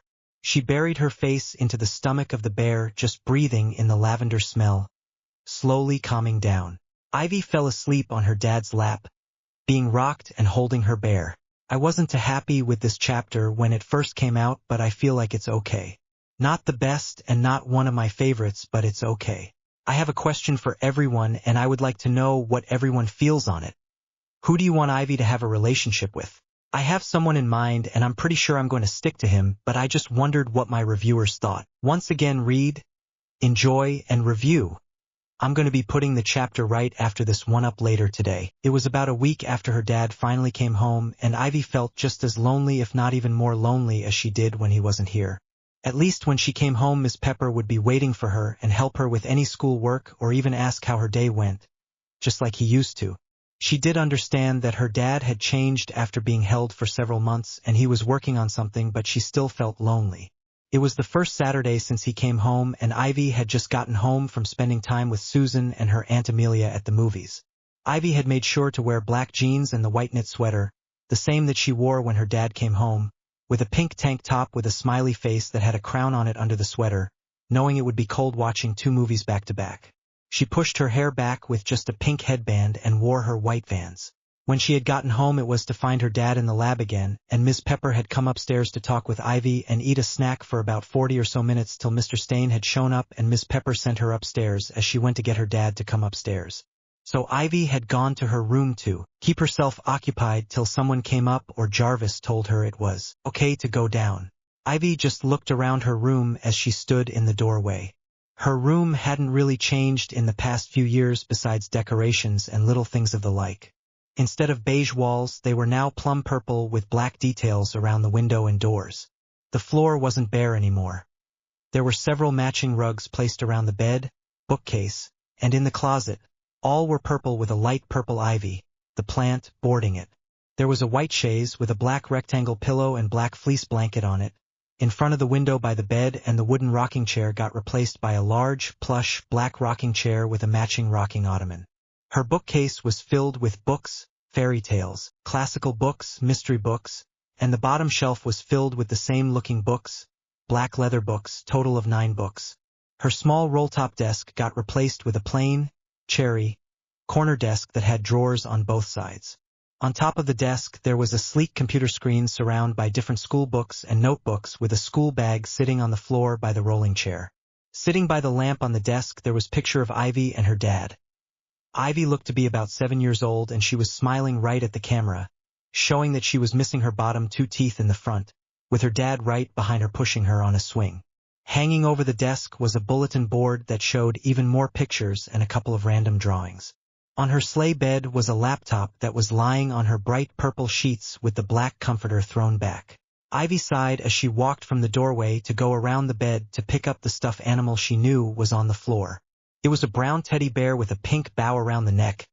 Ivy had gotten it from her dad the day they had gone to the doctors and had recorded her abuse. Ivy's dad said he gotten it for her since she was so brave. It had been her first gift. Ivy still slept with it. Ivy held it close to her as she walked back out of her room and went to her dad's. She hesitated before she opened the door. She had been sleeping in there for the past 3 months besides the past week, and her dad always welcomed her. Ivy set a system up with Jarvis to tell her if he had company over for the night, which is how she knew to get up early the next day, when she wanted to sleep in there but she felt off going in there. She winced as she could hear yelling suddenly erupted from downstairs. She couldn't make out the words, but they had to be loud for her to hear it. She hurried into the room, shut the door behind her blocking out the yelling, and quickly crawled under the blankets. She realized that she was freezing. She only stuck her head back out to talk to Jarvis. "Jarvis, the windows please and some light music. If you could wake me when Mr. Stain and Miss Pepper leave." The window blacked out so the sun wasn't spilling in the room anymore and light classical music started up. Quietly, "I will, Mississippi Stark." "Thank you, Jarvis." Ivy ducked back under the sheets and cocooned herself before falling into a restless sleep. 666,666. Ivy woke up violently several hours later, with a pounding head to the sound of a door slamming close. A blissful second of quite then some yelling and then the door slamming again. Ivy ended up falling off the bed and landing on her right arm, making it start pulsating in pain, and she realized that she was sweating from being under the blankets and her knit sweater. She slowly got up and made her way out of her dad's room and back into her own. She took off her sweater and made her way into her bathroom. She looked into the mirror after splashing water on her face. A pale face with flushed cheeks, that was slightly pinched from the pain of her arm, was staring back at her. Her green eyes were slightly red and her hair was a mess as her headband came off while she was sleeping. Ivy brushed her hair back into a ponytail and pulled her contacts out, throwing them away as she pulled her eyeglass case out. She splashed her face once more and dried it off as she pulled out her thin, silver-framed glasses on. She quickly took off her jeans and threw them into the hamper and walked back into her room to get black sweatpants that had the same smiley face as her tank out of her dresser. "Who slammed the door, Jarvis?" Ivy asked as she made her way over to her nightstand to grab her cell phone. There was a message from Blaze and Susan. Blaze calling her and Susan rude for not inviting him along for the movies, even though his mother had him going to his cousin's house for the weekend. Susan just sent a smiley face and said that she hoped Ivy felt better. She quickly typed a message to send to Blaze. A smiley face with a tongue sticking out and Susan, a heart and a thanks before turning the cell off. She didn't really feel like talking with anyone. The first slam was Mr. Stain and then Mr. Stark didn't take too kindly to that. Proceed to yell at him and then slammed the door in his face was the dry response. "Miss Potts is getting ready to leave in a few minutes." Ivy nodded and went to move her right arm, making it spasm in pain and making her hiss slightly. "Mississippi Stark, if I may, I believe you should tell Mr. Stark and he would be able to give your medication to you." Ivy scowled. "I hate taking what Dr. Allison gave me. It makes me feel funny and you know that. I'll just grab some Advil or something." Ivy was walking downstairs when she bumped into Miss Pepper. Ivy went to go to apologize when Miss Pepper spoke first. "Sorry about that, Mississippi Stark, but you should be really more careful of where you walk. Not everybody is going to move when you walk in the way." Ivy's jaw dropped. She didn't even know where that came from. She could feel her head just pound even more. "I'm really sorry, Miss Pepper. I'm not really feeling the greatest and I hurt my arm getting off of a bed." Miss Pepper's eyes snapped down to Ivy's face before frowning. "You should really take care of yourself better. Mr. Stark and I won't always be there when you need something." Ivy didn't know what happened in between this afternoon after she had gotten home and her coming downstairs, but it seemed to put Miss Pepper in a foul mood. Normally Ivy stayed out of the way when they had a difficult meeting, but Ivy had thought Miss Pepper was gone, and she knew her dad was going to be in his lab till late. Again. "Go to the kitchen and get what Dr. Allison's prescribed for you to take if you're not feeling well and your arm is hurting," Miss Pepper told her. Ivy immediately protested. "I don't want to take them. They make me feel really sleepy. I was just going to take an Advil or something so I can stay up a little bit longer." She also didn't feel like feeling sick either, at least any more than she was at the moment. Miss Pepper just sighed. "If you want to be stubborn and not take something that will get rid of the pain, fine, but don't come to me when your arm is still hurting." Miss Pepper grabbed her purse and suitcase and stomped out of the house, leaving Ivy to stare at the door in disbelief, shock, and a little hurt. Ivy walked from the bottom of the stair to the kitchen where the basic medication was put along with any medication Ivy was prescribed. Ivy knew that her dad kept anything he has to take or has ever taken in his bathroom, but it was easier and safer her medication to be in the kitchen, in its own cabinet. As Ivy was walking through the doorway into the kitchen, she knocked her right hand into the doorway. She immediately clutched her arm to her chest and slowly breathed through her mouth as she tried not to cry. She walked quickly to the medicine cabinet and opened it. She searched for Advil or aspirin and found the aspirin bottle. While reaching the aspirin bottle, she knocked over several other bottles, including the prescribed one Dr. Allison gave for her arm. "Damn it," she whispered as she put the aspirin bottle on the counter and dropped to pick up the other bottles with only one hand. "Stupid bottles." "Mississippi Stark, did you want me to call for your father?" Jarvis asked in his polite British voice. "No, I don't want you to do that." Ivy snapped as a bottle fell out of her hand, making the two wobbled and dropped back down. Her head started to pound even more and she could feel her cheeks flushing. "My apologies, Mississippi Stark," Jarvis said coolly. Ivy snorted. "Yeah, right," as she dropped back down to grab the bottles. This time, though, she stuffed two of them in between her right arm and body, ignoring the twinge it gave by moving while holding the last one in left hand. Ivy quickly put the bottles back into cabinet and turned back to the aspirin bottle. She tried to hold it in her right hand, but every time her hand went to curl it would hurt even more. When she switched hands to hold it in her left hand and twist with her right, it hurt even more, but it got the bottle open. But her hands were shaking so much that the open bottle fell and it spilled everywhere. Ivy could only stand there, slightly shaking with tears in her eyes. "Mississippi Stark, I'm gonna call your father," Jarvis calmly said. "I told you I don't want you to," Ivy said in a loud voice, making herself wince as her head started to pound in sync with her heart. "Don't bother me unless I ask for your help." She hurled the empty bottle at the panel that Jarvis was wired to. It just bounced off and went to the floor to roll by the door frame to stop by sock-clad foot. Ivy looked in surprise to see her dad standing there, still in the clothes that he was wearing that morning, jeans and a rumpled shirt with his arc reactor glowing through.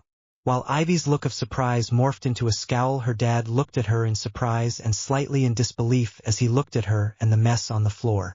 Ivy looked away from her dad and dropped to the floor to scoop up the pills, even though her right arm was throbbing in tune with her head and heart. "What has Jarvis done to you to make you throw something at him?" her dad asked her in a light tone, as he reached down to get the empty bottle. Ivy tensed as he walked over to her. "He's done nothing," she hissed out. Her dad stopped about a foot away from her. "Wow, that doesn't sound like nothing. Is it time for your monthlies to start up?" He said it in his joking tone with a small smile. Ivy could feel her face burn up as her head snapped up to look at him. She gave him a dark look which made his smile turn into a frown. "No, it's not my time of the month." Ivy knew she wasn't being kind at all. She didn't know why she was irritable. In a way she did, but she didn't know why she was saying such mean things. Ms. Pepper seemed to have spread her foul mood, and all Ivy knew was that she was hurt, because he hadn't called her or asked her really anything so far that week. She knew he was busy with his decision at the company, not to mention it being the first week back home. She knew he was trying to fit back in with normal daily life, that he was improving his arc reactor and demolishing all future plans on weapons. Ivy had gotten used to her dad not being able to talk or spend a lot of time with her due to making inventions for the company and sometimes meetings. She was even used to him leaving her at home with Jarvis when he went out to parties, and then even leaving her with Ms. Pepper or Mr. Happy when he went out of town for special events. But each and every time he would call and talk with her for a little bit, even if to ask how she was doing or to say goodnight. Ivy did know that her head and arm were killing her, that she felt like she was going to pass out, that she was starting to freeze but feeling clammy too, and she hurt emotionally. She was used to talking to her dad after school every day, while having a snack before she did any homework, telling him about everything that had happened that day. Then she would listen to him as he complained about how Ms. Pepper was being mean that day or about some new invention. The 40 minutes after school were for them to talk together, without any friends or Ms. Pepper there. It was their bonding time. Her dad's face went cold when she snapped at him. "I don't know what your problem is, but you better get over it quickly. I thought when Ms. Potts called me after she left to say that you were being rude and back-talking, that she was lying, but I can clearly see she wasn't. You do not talk to me that way, Ms. Potts, in any rude tone after everything she's done for you, and you do not throw things at Jarvis or be rude to him. Do you understand me?" Ivy just stared at him with a scowl still on her face. She refused to show how much his tone hurt her, or how he didn't ask her what happened between her and Ms. Pepper. She did flinch, however, when he tossed the empty pill bottle into the sink and grabbed her left arm. He tugged her closer to him. I don't know what's happened to you in the past 3 months, but I did not raise a girl to talk back to her elders. I also know if I was here when you got in that fight for someone saying something mean to you, you would have been grounded way longer than what Miss Potts gave you. You should be lucky I let you go out with Susan today. I know I've been busy the past week, but that is to make sure this company, the same company that puts food in your mouth, stays afloat. I'm trying to make a better world for you to live in, so you don't have to worry about terrorists or weapons. Do you understand me? Ivy lost her scowl right after her dad grabbed her and was looking down at the ground at the floor, tears in her eyes. She nodded her head to show that she understood, but she gasped as her dad shook her arm lightly and growled out, "Look at me when I'm talking to you. Do you understand?" Ivy's head snapped up and she made sure her eyes were wide so no tears were let out. "Yes, Dad, I understand." Her dad dropped her arm. "Go to your room and don't come back out for the rest of the night." He pointed his hand to the door when she hesitated, apologized to Jarvis also. "I'm very sorry I was rude to you tonight, Mr. Jarvis.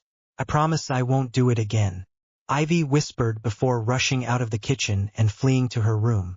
Ivy shut her door quietly behind her while locking it at the same time. She knew Jarvis could and would unlock it, but her and her dad had come to an understanding. If the door was locked, then the person had the right to deny if they came into the room or not. It didn't matter how mad someone was at the other person. They respect that they couldn't come in. Ivy slumped headfirst into her bed, crying. She didn't care who heard her crying. She had a right to cry. She didn't know what went so wrong, but she honestly didn't care at the moment. She felt like crap. The last time her dad was this mad was when Ivy just wrote a note saying that she was going over to Blaze's house. She was 11. Her dad was furious when he got home and realized that the person who was supposed to be watching her let her slip by and didn't even realize. He was also furious that he had waited for someone else to bring his daughter home, considering Blaze lived up in Seattle. Somehow being grounded together made Ivy and Blaze the best of friends. Susan didn't become their friend till after they worked on a project halfway through first year. Ivy looked up to her window when she saw something flash behind her eyelids. It was starting to storm outside. Ivy rolled her wet eyes and went into the bathroom to wash her overheated face off. When she was done in the bathroom, she went to her bookcase and pulled out one of the leather books on the bottom before plopping onto the chaise. Ivy may hate her aunt for many things and never forgive her, but she would be grateful that she found Ivy's dad for her and gave her 2 chests full of her mother's things, like the diaries that rested in her bookcase. Each one was basically a year in her magical school called Hogwarts. Detail of the classes, students, professors, rooms, and all the creatures around the school. Her mother even went into detail of the war that was happening and finally how Ivy was conceived. Ivy fell asleep on the chaise with her mother's words bouncing around her head. Ones that spoke of going to a conference/dinner with her father when she was 18. She had just broken up with a James Potter because she caught him with another girl from their year. Her father worked as physicists and brought along his youngest daughter to mingle with his coworkers and listen to the speeches that were given. That's when she had met Ivy's father. He had kind of zoned on to her when he saw her. She was young and gorgeous. Lily had been charmed by the young Tony Stark and they had hit it off. That night Lily had lost her virginity and she didn't regret it once. She kept in touch with him as he was supposed to stay the whole week for conferences. Every night she saw him. It wasn't till he had gone home and that James had come back groveling that she found out she was pregnant. She made a deal with James. She wanted the baby, but she knew that her parents would be furious that she had one out of wedlock. James' parents were hounding him to settle down as most pureblood heirs. His age, had already gotten married and were expecting their first children. Lily had grown fond of James as their marriage had taken place, and he proved that he would be able to love the child she was carrying. The baby would be his heir even if the baby wasn't of his blood. Ivy woke to someone knocking on her door, lightning flashing with thunder not too far behind and her head still pounding. She looked at her clock, which read 12:32. She put the diary face down on the chaise before heading to the door. Her dad was standing outside the door with a tray that had multiple things on it. Her mug with honey milk in it, her teddy bear, pink headband, cookies, a glass of water, Advil, and her prescribed medication. Ivy looked wary as she stood back, and her shamefaced father walked into the room and put the tray on her chaise next to the diary. She slowly walked back to her spot on the chaise, watching her dad pull up the ottoman so he was sitting in front of her.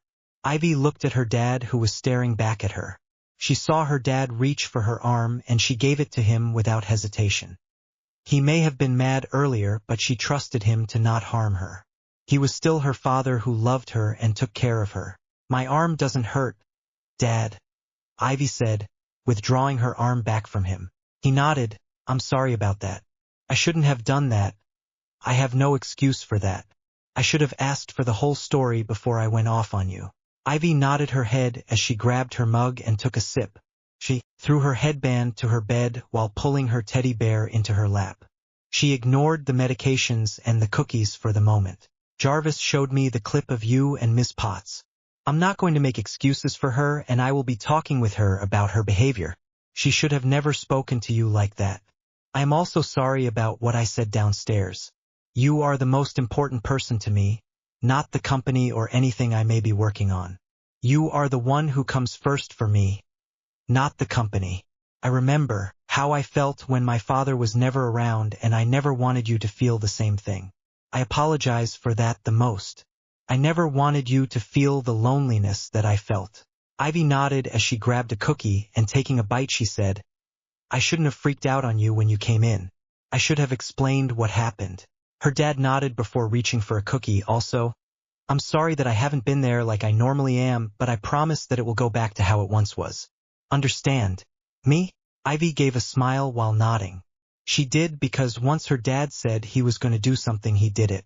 He would go back to eating a snack with her after she got home from school, helping her with any schoolwork if she needed, and eating dinner with her no matter what he was doing at the time.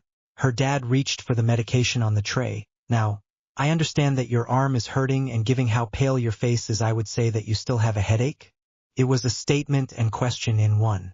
Ivy watched him read the label of the medication that Dr. Allison prescribed. She nodded. "My arm doesn't hurt as bad. I can move it without it hurting, but my head is hurting. My ears started to ache after I woke up." "Well, you have two options. Take Advil and hopes it takes all the aches away, or take what Dr. Allison gave you. Jarvis said that you don't like taking it because it makes you feel funny. It makes me feel like I'm gonna throw up sometimes. Every time I've taken it, I've had a meal like it says to on the label."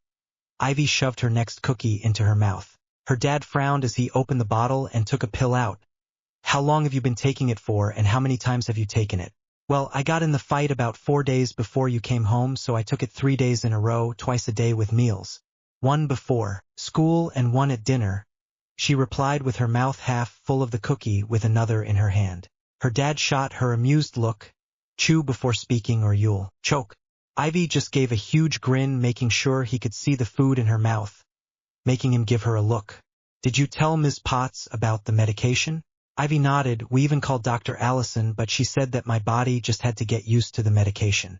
It did take away my pain, but I always felt like I was going to throw up after I took it." Her dad put the bottle back on the tray before grabbing the Advil, taking 2 out, getting the glass of water, and then took the half-bitten cookie and the mug out of her hands to switch.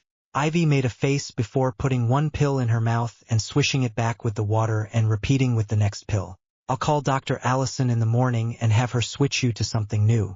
Her dad handed her back the mug but proceeded to eat the rest of the cookie. Ivy scowled at him before grabbing a new one and shoving it in her mouth. Her dad shook his head at her, making her laugh and choke a little when the cookie went down wrong. Her dad's face had the classic "what did I tell you?" look as he patted her back a little. Ivy just looked at him sheepishly. 777-7777. Ivy woke up with her clocking blinking 5:48 and having the need to throw up. She sluggishly made it to the door frame of her bathroom door before she hurled up everything she ate the last day or so. She dropped to her knees as she threw up again. "Your father is on his way, Mississippi Stark," Jarvis announced calmly and quietly. "Thank you, Jarvis," Ivy whispered as she leaned against the door frame. She let out a moan of pain as her headache came back in force. She whimpered when the need to throw up again felt, and did so as her dad ran into the room. She felt him rub her back as she threw up, and then the back of his warm hand against her forehead. "You're burning up, He picked her up before taking a huge step over her sick to get into her bathroom. Do you still have a headache? Ivy nodded. It just came back and my ear is starting to hurt again. Ivy watched him as he pulled out a thermometer, a wet wipe, and fill up a glass with water. He put the thermometer into her mouth and while waiting for it to go off he wiped her face with the wet wipe to get the sweat and sick off her face. He swore when he pulled the thermometer out and gave her the glass of water. Swish that around. I'm gonna get you some new clothes. He hopped back over the pool of sick in the doorway. Ivy swayed a little when she got up, walked to the sink and spit the water that was in her mouth out. She looked at the mirror as she got her toothbrush ready. She was really pale under her flushed cheeks, her hair was sweat-soaked, and the hoodie and sweatpants she was wearing had some of her vomit of them. She felt like she was going to throw up some when she saw the thermometer on the sink. It was blinking 102.3. She was just finishing up with her mouth when her dad hopped back in with new sweatpants and shirt. Ivy's dad helped her get out of her hoodie so none of the sick would get on her. She looked into the mirror as she took off her sweatpants and tank. Her dad put them into her hamper for her, as she put the plain white shirt on over her white bra. Since she came to live with her dad all those years ago she had gained weight, but she had a hard time keeping it on. So people could still see some of her bones, but it wasn't startling. She was on the thin side, but she had meat on her bones too. Since her dad had been captured for 3 months she had a hard time with her food. She lost about 5 pounds in the 3 months that he was gone, but since she was so thin already it made it worse to put it back on. She was roughly 85 pounds at the moment, which was why most people didn't have a problem picking her up and moving her if need be. Her dad help kept her upright as she put on the clean black sweatpants and he then picked her up, bridal style, to walk out of the bathroom. He carried her into his room where he pulled on sneakers and a black zip-up hoodie. While watching him do that she grabbed the fleece blanket that was at the end of his bed and wrapped herself into it. She walked down the stairs with him as they made their way to one of the cars in the lab. Ivy watched at the dawn sky meet the night sky as her dad drove into the city. Going to the hospital? Her dad nodded. Your fever is really high and I want to be safer than sorry. It didn't take more than 10 minutes to get to the hospital and parked into a space. Ivy got out slowly and still stumbled a little getting out. Her dad was next to her and picking her up just like he did when he saw her at the airport. Blanket and all. Ivy tucked her head into his shoulder and wrapped her arms and legs around him.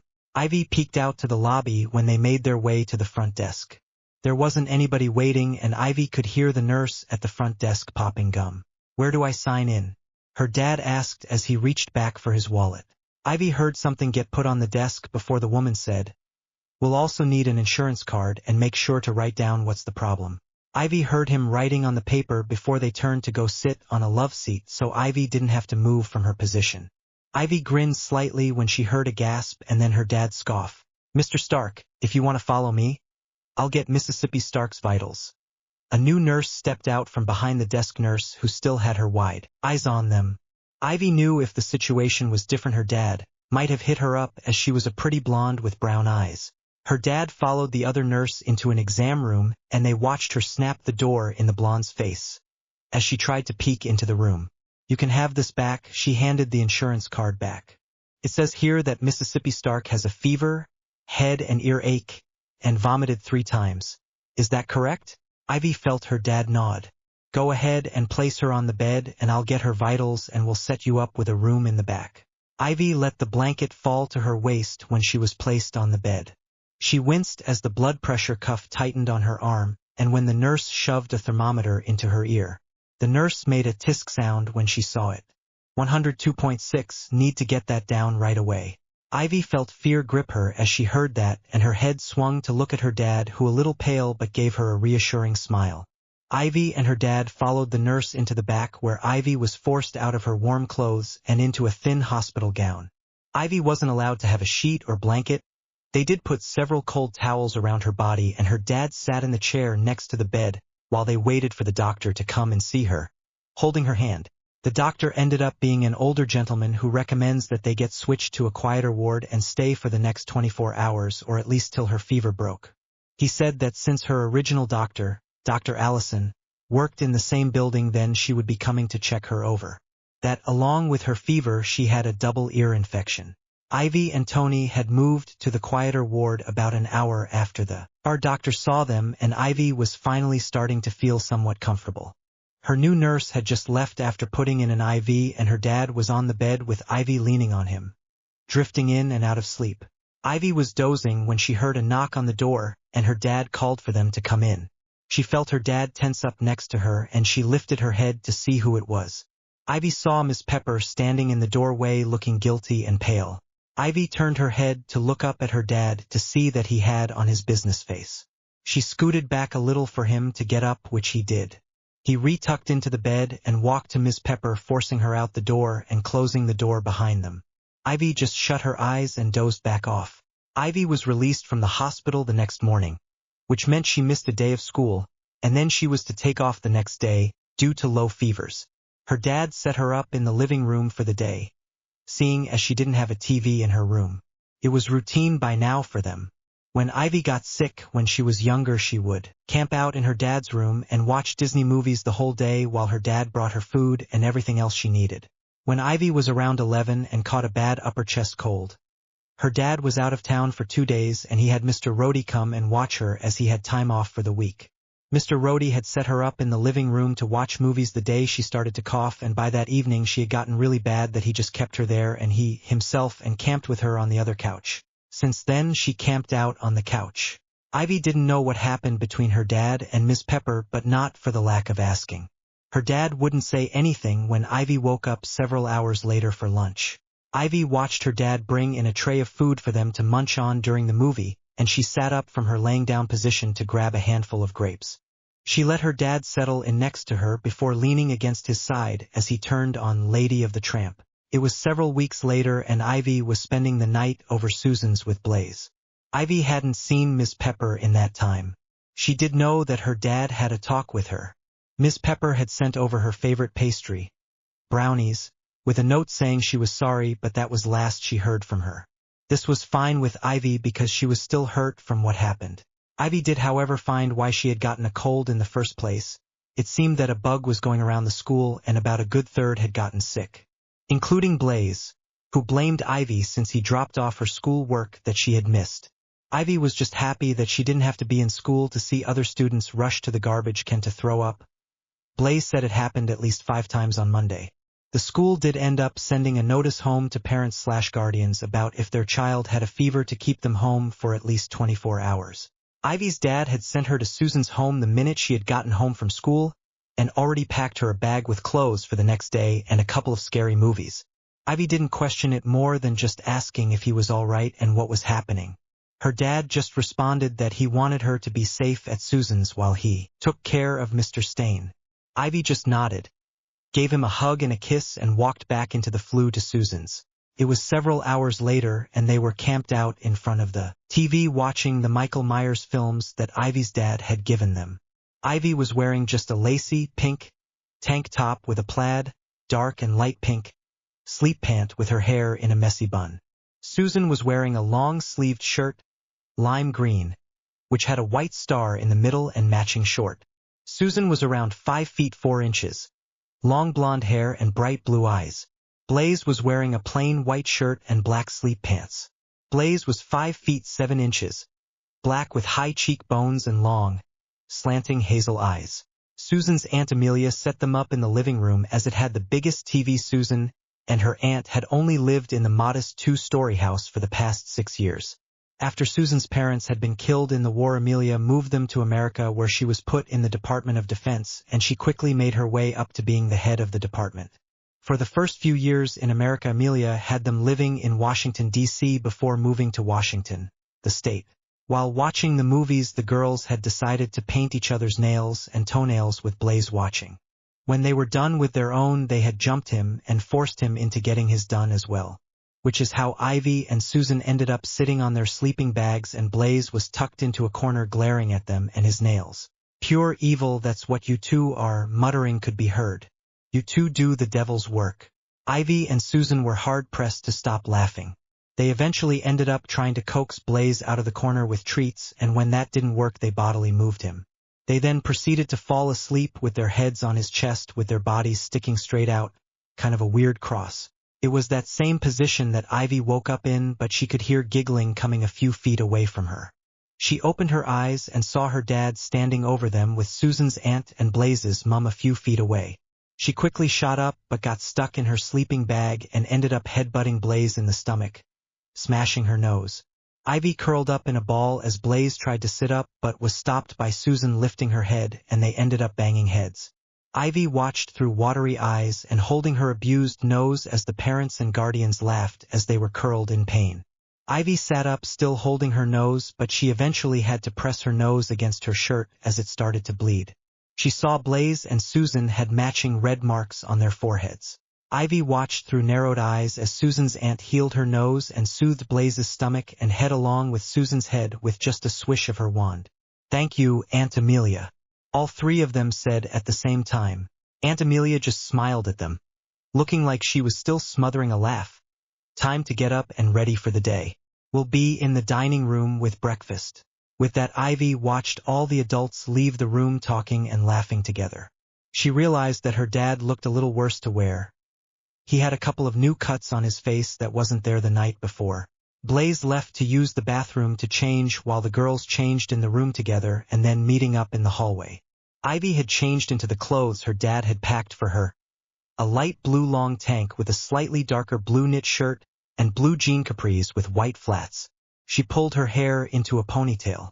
Susan had changed into a purple bubble skirt with a white linen shirt that had a V-neck. She had just pushed her hair back with a white headband. Blaze had switched into black pants and a blue button-up with black dress shoes, and he had on a plain, but expensive, black wizard's robe.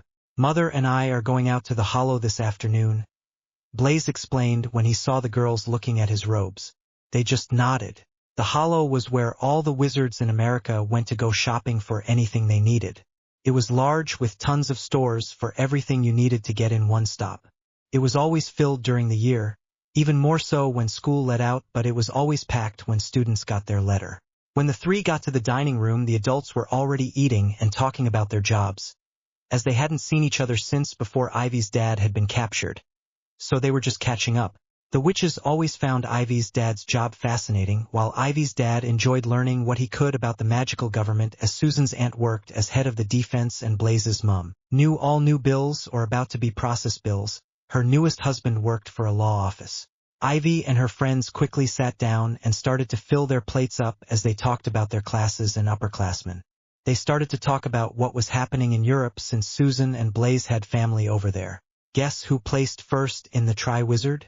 Susan asked Ivy, while taking a bite out of her pancakes. "Crumb, of course," Ivy replied. "It wasn't hard to know without even looking at the newspaper that morning." Blaze snorted. "We all knew that. My cousin flooded me last night to tell me all about the dragons and what each person did with them. I heard Diggory transformed a rock into a dog and Delacour tried to put it asleep. My cousin knew Crumb would win the second he heard they were going up against dragons." "Yeah, well, your cousin is an ass," Susan snapped, stabbing some eggs before shoving them in her mouth. Blaze's eyebrows rose up before smirking at Susan, who just opened her mouth to show him her chewed-up food. "That's disgusting, Susan." Blaze snapped at her while Ivy just let out a loud, "You." Ivy saw the adults look down at their end. Her dad and Blaze's mum snorting while Susan's aunt sent her a disapproving look. "Just 'cause you opened a box filled with frog guts he sent doesn't mean he is a complete ass." Ivy laughed while Susan, who flushed red, sent her a glare. Blaze laughed at her. Ivy looked up when her dad called her name. "Well, I'll text you guys later," she said as she got up, getting nods from her friends. "Bye, Ivy. See you soon," Susan said. "Maybe next time we have a sleepover you won't wake me up in such a horrible way," Blaze called out. Ivy flushed as all the adults laughed. Ivy watched as Agent Coulson gave her dad note cards to read while giving his speech. Ivy snorted when Agent Coulson told her dad to just stick to the cards. She didn't think he would, which was why when her dad walked out she went to stand next to Agent Coulson and Miss Pepper. Agent Coulson always seemed to be wearing the same suit every time Ivy saw him, but Miss Pepper was wearing a black sleeveless shirt, black knee-length skirt with matching heels. Ivy watched her dad walk to the podium with Mr. Rhodes standing to the side before turning to the other two. "I'll bet you $200 that he won't stick to the cards and revel himself." Miss Pepper gasped. "He wouldn't." "Really, Ms. Pepper? You've known my dad for how long? Agent Coulson smiled at her. Mr. Stark will stick to the cards. You sound awful confident, Mr. Agent. Are you going to take that bet? Ivy smiled at him innocently. I'm not going to take your money, he said, turning his attention back to the TV. Think of it this way, it's my dad's and he won't notice it missing if I lose. Agent Coulson smiled at her before holding his hand out, which she slipped hers into, and they shook. Deal. They ignored Ms. Pepper, who started to protest. Show he's starting. A few minutes later had Agent Coulson frowning as he pulled out his wallet and handed Ivy 5 bills. Ivy held out her hand to shake his once more, stuffing the money into her front pocket.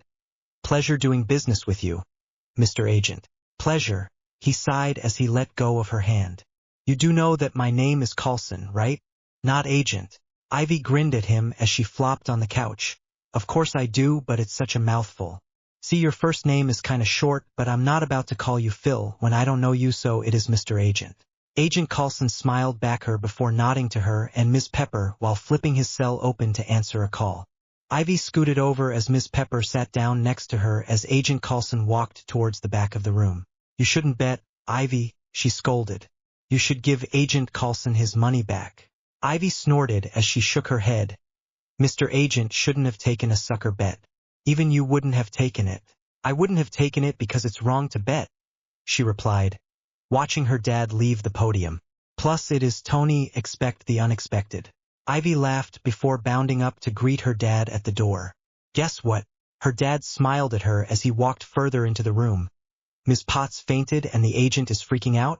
Ivy laughed when Ms. Pepper yelled. Tony Stark, I did not faint. No. I won a bet against Mr. Agent, Ivy informed him as they made their way out the back door.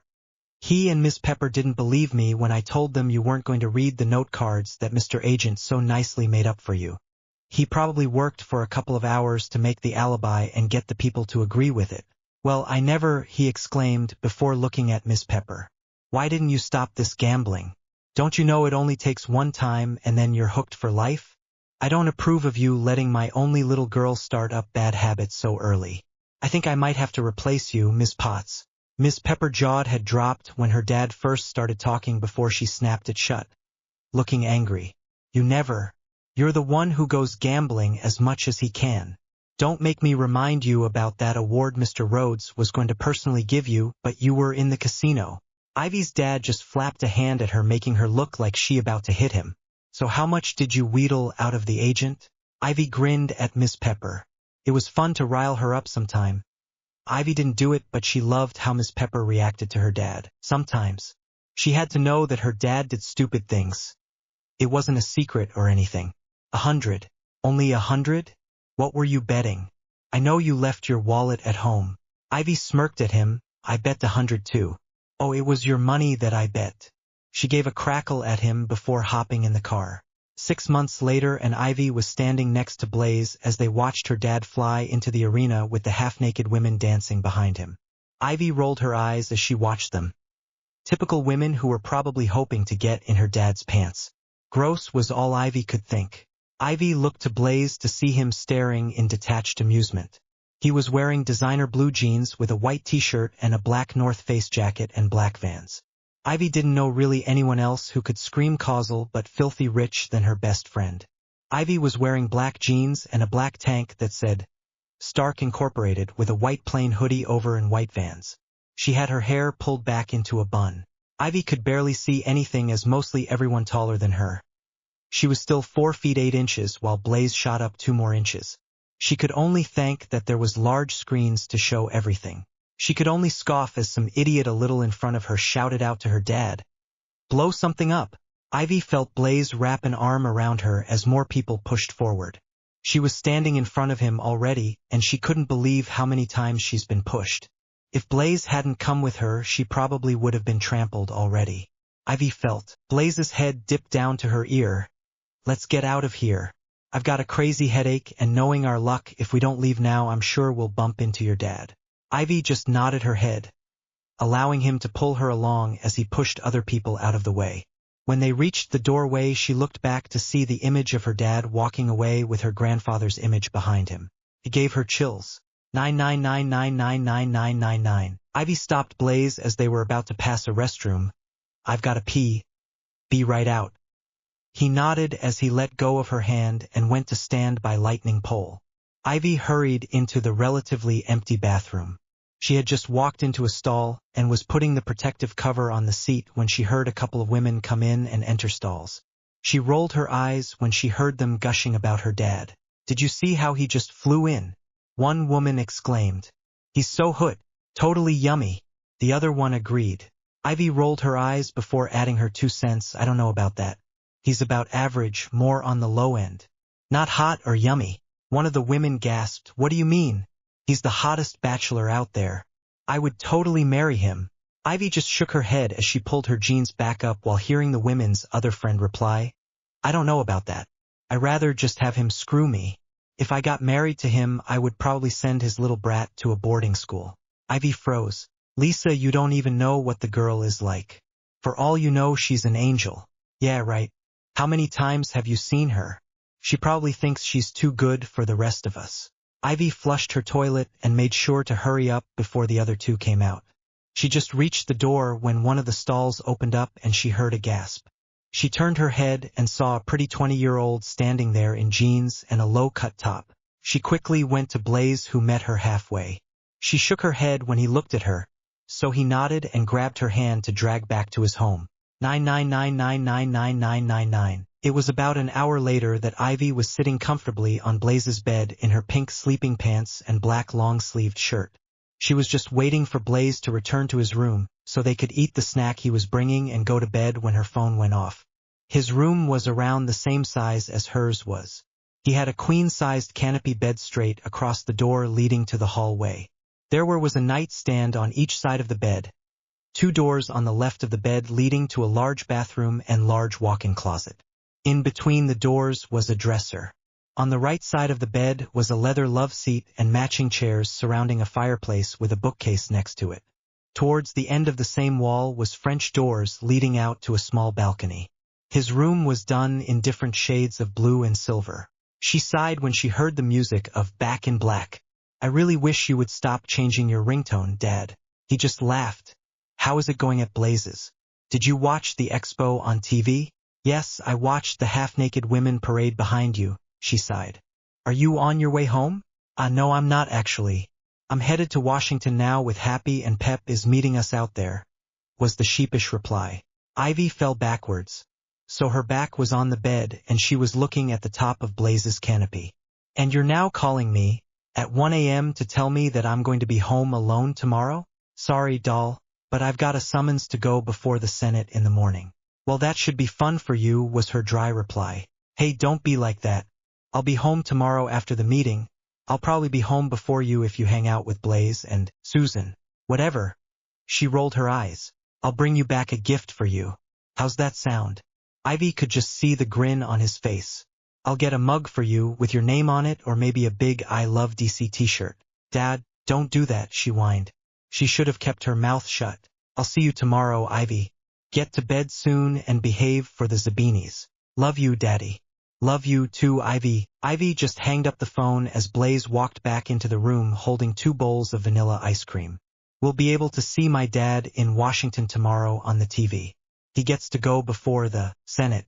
Blaze laughed as he handed her a bowl of ice cream. At least we'll have a show while we're eating breakfast. Ivy fled home around 6 at night, and her dad was right in being home before her. She was still wearing the pajamas that she wore last night. Her and Blaze decided to just bum around. She walked out of the laundry room that was hidden under the stairs in the basement, next to the lab. She was about to walk past to go to her room, but she saw her dad just looking at his computer screen. She paused to look at him. He looked so sad. More sad than what she's ever seen. She dropped her bag next to the stairs before walking to put her access code into the panel. When the door opened, she walked to where her dad was sitting. As she got closer, she noticed that while he had his focus on the screen in the middle, while the other screens were playing some home videos of her younger years. Hi, Daddy, she said, as she stood next to him. He was wearing black slacks, blue long-sleeved shirt with a black shirt over, and his black boots. She turned her attention to the screen next to her. Miss Pepper had followed them to the park and just videotaped them playing on the playground. Ivy had just turned 8. She smiled as she watched her younger self run from her dad just to be picked up and twirled around. "Hello, Ivy," her dad replied without looking at her. "What's the matter?" Ivy asked. She frowned as she watched her dad shut down the computer screens. "Nothing the matter, doll." He smiled at her as he stood up to walk out of the lab. She hesitated in following him as she looked at the books on his desk. "Come along, Ivy. I need to talk to you about something." Ivy walked even more slowly as she followed him upstairs. She heard him in the kitchen doing something before he called out, "Go on up to your room, I'll be up there in a few minutes." "Okay," she called, as she walked up the stairs and into her room. She dropped her bag next to her desk before going into the bathroom to wash her face and take her contacts out. She heard her dad enter her room just as she slipped her glasses on her face. She took a deep breath. Hopefully her dad didn't find out that she and Blaze left his house last night to go to the expo. If he had found out, Ivy shuddered to think about how long she'd be grounded for and how long it would be before she saw Blaze again outside of classes. Ivy started to bite her bottom lip when she walked out of the bathroom, and her dad was already sitting in the rocking chair putting a tray on the ottoman that had 2 mugs of what smelled like honey milk. The only time she had honey milk was when she was upset, need comforting, about to be told bad news, which led to the first 2 reasons, and if she needed help sleeping. She saw that her teddy bear was sitting on the floor next to the chair and got even more nervous. Her dad was pulling out all her soothing techniques. She walked towards him and picked up her mug while her dad settled more into the chair and grabbed the other mug. Once he was settled, she plopped into his lap without spilling any milk. They sat in silence till they were about halfway through their drink, and her dad set his mug on the ground next to the chair. Ivy watched him as he sighed and dropped his head back to rest on the chair. She leaned forward to set her mug back on the tray before turning back to face her dad. She didn't think this was about her sneaking out with Blaze last night. It looked like it was way worse. Plus, her dad never brought out soothing techniques when he was about to ground her. Ivy stared at his face till he opened his eyes and stared back. She felt him wrap his arms around her and pick her up slightly as he readjusted himself on the chair. "You know I love you, right, Ivy?" he finally asked. Ivy sucked her bottom lip back in and nodded. He frowned and poked her cheek, and she let her abused lip go. "You know how I tried my hardest to get back home when I was captured? To come home for you?" "Yes," Ivy whispered. "You know that I'll always try my hardest and fight till my last breath to return?" He was staring intently into her eyes, which were slowly filling up with tears. "That I would exhaust all my resources before I threw in the towel?" "Yes." "What's going on, Daddy?" Ivy asked, trying to calm her racing heart. "I want you to know that I do love you, and no matter how many stupid and immature things I do, I'll always have you in my best interests," he quietly said, as he started to rock the chair and gave her the teddy bear. Ivy brought the bear up to her nose and breathed in the calming smell of lavender. She nodded to her dad as she looked at him. He looked almost defeated, but she knew he wasn't, at least not yet. Her dad pulled her tighter against his chest and rocked the chair a little faster. "It seems through the use of the arc reactor of it helping me stay alive is also slowly killing me. The palladium core is releasing toxins. Then find a replacement." She burst out, trying to pull away from his chest, but he easily kept her there. "I've been trying everything in every type of combination and they won't work." "Make a new one up then," she snapped. "You're smart enough to do that." "Jarvis and I are looking everything that we can," he told her. He eased up on holding her so he could look into her eyes, which were red and filling with more tears. He took her glasses off as he could see them smudging. "It also seems that with the use of the Iron Man suit it has made the symptoms worse and furthering along faster." "Then stop using it. You don't need it," Ivy cried, barely making him out without her glasses and her eyes tearing up. "I'm doing the best that I can in this situation, Ivy. I'm not going to fully quite using the suit." He started to rub his hand up and down her back. "I'm going to use the suit when I need to." Ivy couldn't believe this was happening. "But you used it for fun the other night. You flew into the expo using the suit. You used it even though you knew you were progressing your symptoms.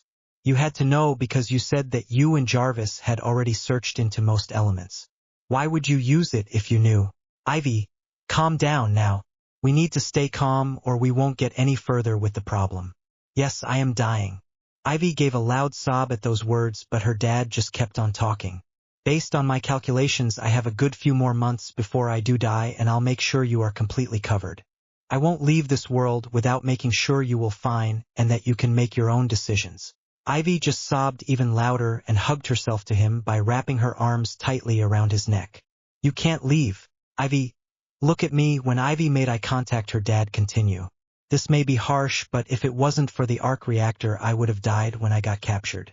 With this device, I was able to spend an extra year with you. I was able to put everything into order for you. That way no one can dispute anything and take you back to Europe. Ivy just buried her head back into his shoulder and cried. Her dad just held her closer and rocked them both.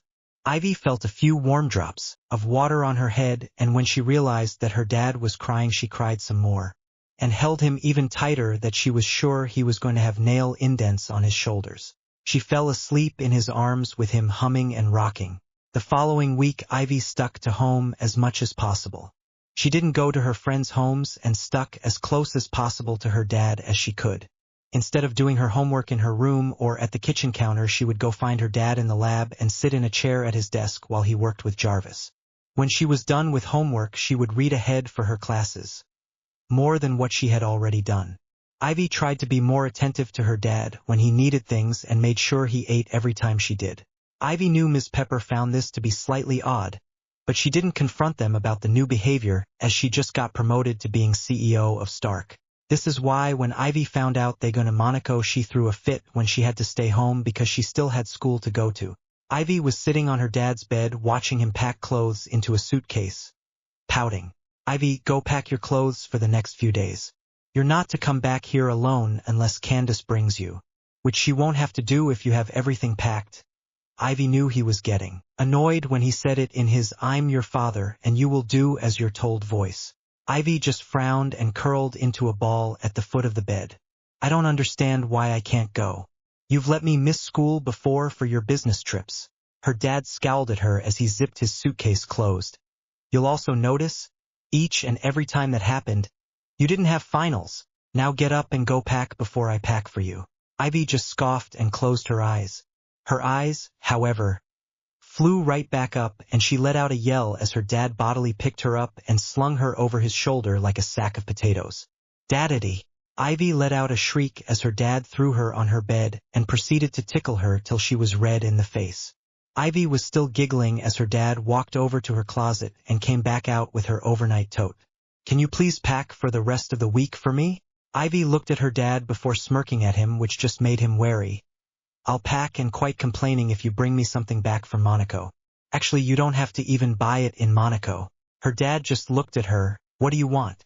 I just want a ragamuffin. She grinned at him when he let a groan. She had been trying for years to get a cat. Ivy had been 9 when they had come across a pet store, and they had a ragamuffin relaxing on the counter, just soaking up the attention from customers. Her dad had told her that she was too young for an animal by herself, especially when she had school during the day, and he wasn't about to watch a cat then. Instead, he bought her a couple of fish which died a month after she had them. No, now pack or you won't even get a cup with your name on it, he said as he walked out the room. Salem students had the choice of eating outside or inside the food hall, unless the weather was horrible outside. Only over-the-age students, 17 in the magical world, could leave during lunch times and come back for their next class. Ivy and Blaze had decided to eat dinner, so they could wait for Susan, and Ivy had been enjoying her dinner with Blaze outside when the last person she wanted to see come up to their table. Ivy was in her school uniform, but she had a large black Sabbath hoodie thrown on with her hair back in a French braid tied with a white bow. Blaze was wearing the male form of the uniform. Hope you didn't have any plans of your father returning in more than one piece, Stark. His name was Adam Smith, and he thought he was the greatest person in the world. He was a typical red-haired guy with brown eyes. Half the girls in the school thought he was most gorgeous guy there was. Even Susan had thought the same till he purposely fought Ivy when her dad went missing. Thankfully for Ivy, she didn't have any classes with the guy since he was 2 years ahead of them. Ivy rolled her eyes at Blaze, who just smirked back at her before turning his head to look at Smith. What are you on about now? Smith? Smith scowled at the both of them. What, too good to talk to me, Stark? Have to have your lapdog talk for you? Ivy sighed as she wiped her mouth with her napkin before looking at him. Could you just say what you're clearly dying to say? See, we came out here to look at the beautiful grounds and you're messing it up. Smith turned red. We'll see who'll be laughing when your father comes back in a body bag. He's in Monaco, right? Ivy stiffened up. What of it, Smith? I don't think it's healthy when you start to follow where people are going. You should probably get some help about that. Look, you little bitch. You think you're so great because your father is Iron Man, but a few hours ago he got his ass kicked. I was watching it during lunch. Some guy was beating him and he wasn't even wearing a shirt. What does that say about your great father? Smith looked smug as he said that, but Ivy didn't care. She already saw Blaze get up and into his face. Ivy quickly walked out of the food hall to go to her locker where she left her bag and robes. Ivy didn't want to lug around her school stuff any more than she had to and left everything in her locker. Blaze was with her. Susan was trying to get extra help from their charms professor on a project, and Ivy knew that her dad was busy. She quickly put her thumb against the pad on the locker and waited for it to pop open before grabbing her cell out of her school bag. Jarvis. What is happening in Monaco? She asked when unlocked the screen. Mr. Stark fought an unknown man who seems to have an arc reactor too, was the quick reply. He is fine, Mississippi Stark. The unknown man was put into police custody and your father will be leaving Monaco in the morning. Find the best quality video of the fight, please. Ivy requested, even though she was already on main newscast channels. Her screen changed to a full screen of the fight that happened between her dad and a man who was wearing an orange jumpsuit and had two whips. She stood, frozen, as she watched the fight. She just leaned against the locker next to hers and stayed there even after the fight ended. She looked up when she noticed Blaze standing next to her. Come on, Ivy. We'll go to my home and we'll find out more there. Mom probably already got a call from Tony. Blaze consoled her. He grabbed her bag, shut her locker, grabbed her hand and walked about 5 lockers down to his to get his bag. What about Susan? She's still in detention. Ivy didn't slow down even when she asked it. She let Blaze pull her to the door of the school, so they walked down the pathway to the gate to get a port key to the western board. I'll text her when we get home, was the distracted reply as he waited for Mrs. Anderson to get their port key ready. Mrs. Anderson worked for the school for a couple of decades and she knew all the students and who went to each time zone. She was an older lady, with white blonde hair that was turning silver, and she had the biggest blue eyes. Have a good night, Blaze and Ivy. Mrs. Anderson was nice to them even before she got to know them. She didn't base her expectations on them just because of how their parents acted. Good night, Mrs. Anderson, they replied at the same time, before touching the pouch that was their port key. Ivy watched as Blaze walked back into his room holding a tray that had a couple of mugs, a bottle of honey, a pitcher she knew was filled with milk, already warmed up, and a familiar glass bottle. Where did you get that? She pointed to the bottle, while scooting over so he could sit down next to her with the tray in front of them. Where you think I got it from? He asked, pouring milk into both their mugs. He reached for the glass bottle and poured some into his mug before holding it over hers. Want some? You'll be out in no time. Ivy stared at the whiskey bottle as Blaze shook it a little. How do you know that'll knock me out? While your dad gave you warmed-up honey milk, my mum gave me warmed-up whiskey milk. She said it would knock me out not even a minute after I was done drinking it. It's completely safe, Ivy. Ivy took a deep breath before nodding her head while Blaze gave a smirk and poured a little less than what he had in his own mug. Blaze took a drink before Ivy. Did you talk to Ms. Pepper? Yeah. Ivy took a small sip of her knock-up milk. She could feel the whiskey burn slightly, but she enjoyed the taste with the milk. Miss Pepper is furious with Daddy. Daddy got something when she told him he wasn't allowed to. Plus, he was being difficult when she forced him to the hospital. What did he get? Blaze moved the tray off the bed and crawled up to the headboard and under the blanket, still holding his mug. Ivy followed and made sure not to spill anything. Some new assistant, a notary that had helped them sign the company over to Miss Pepper. Blaze laughed. Wonder if she knows what she is getting into? Ivy snorted as she took another sip, already feeling drowsy. She'll know after a day like the one they had at the race. Ivy put her mug on the nightstand before settling down while Blaze snorted and dimmed the lights down. She snuggled against him and quickly fell asleep with him wrapping an arm around her back. Ivy rushed from her last class to her locker, leaving her friends behind.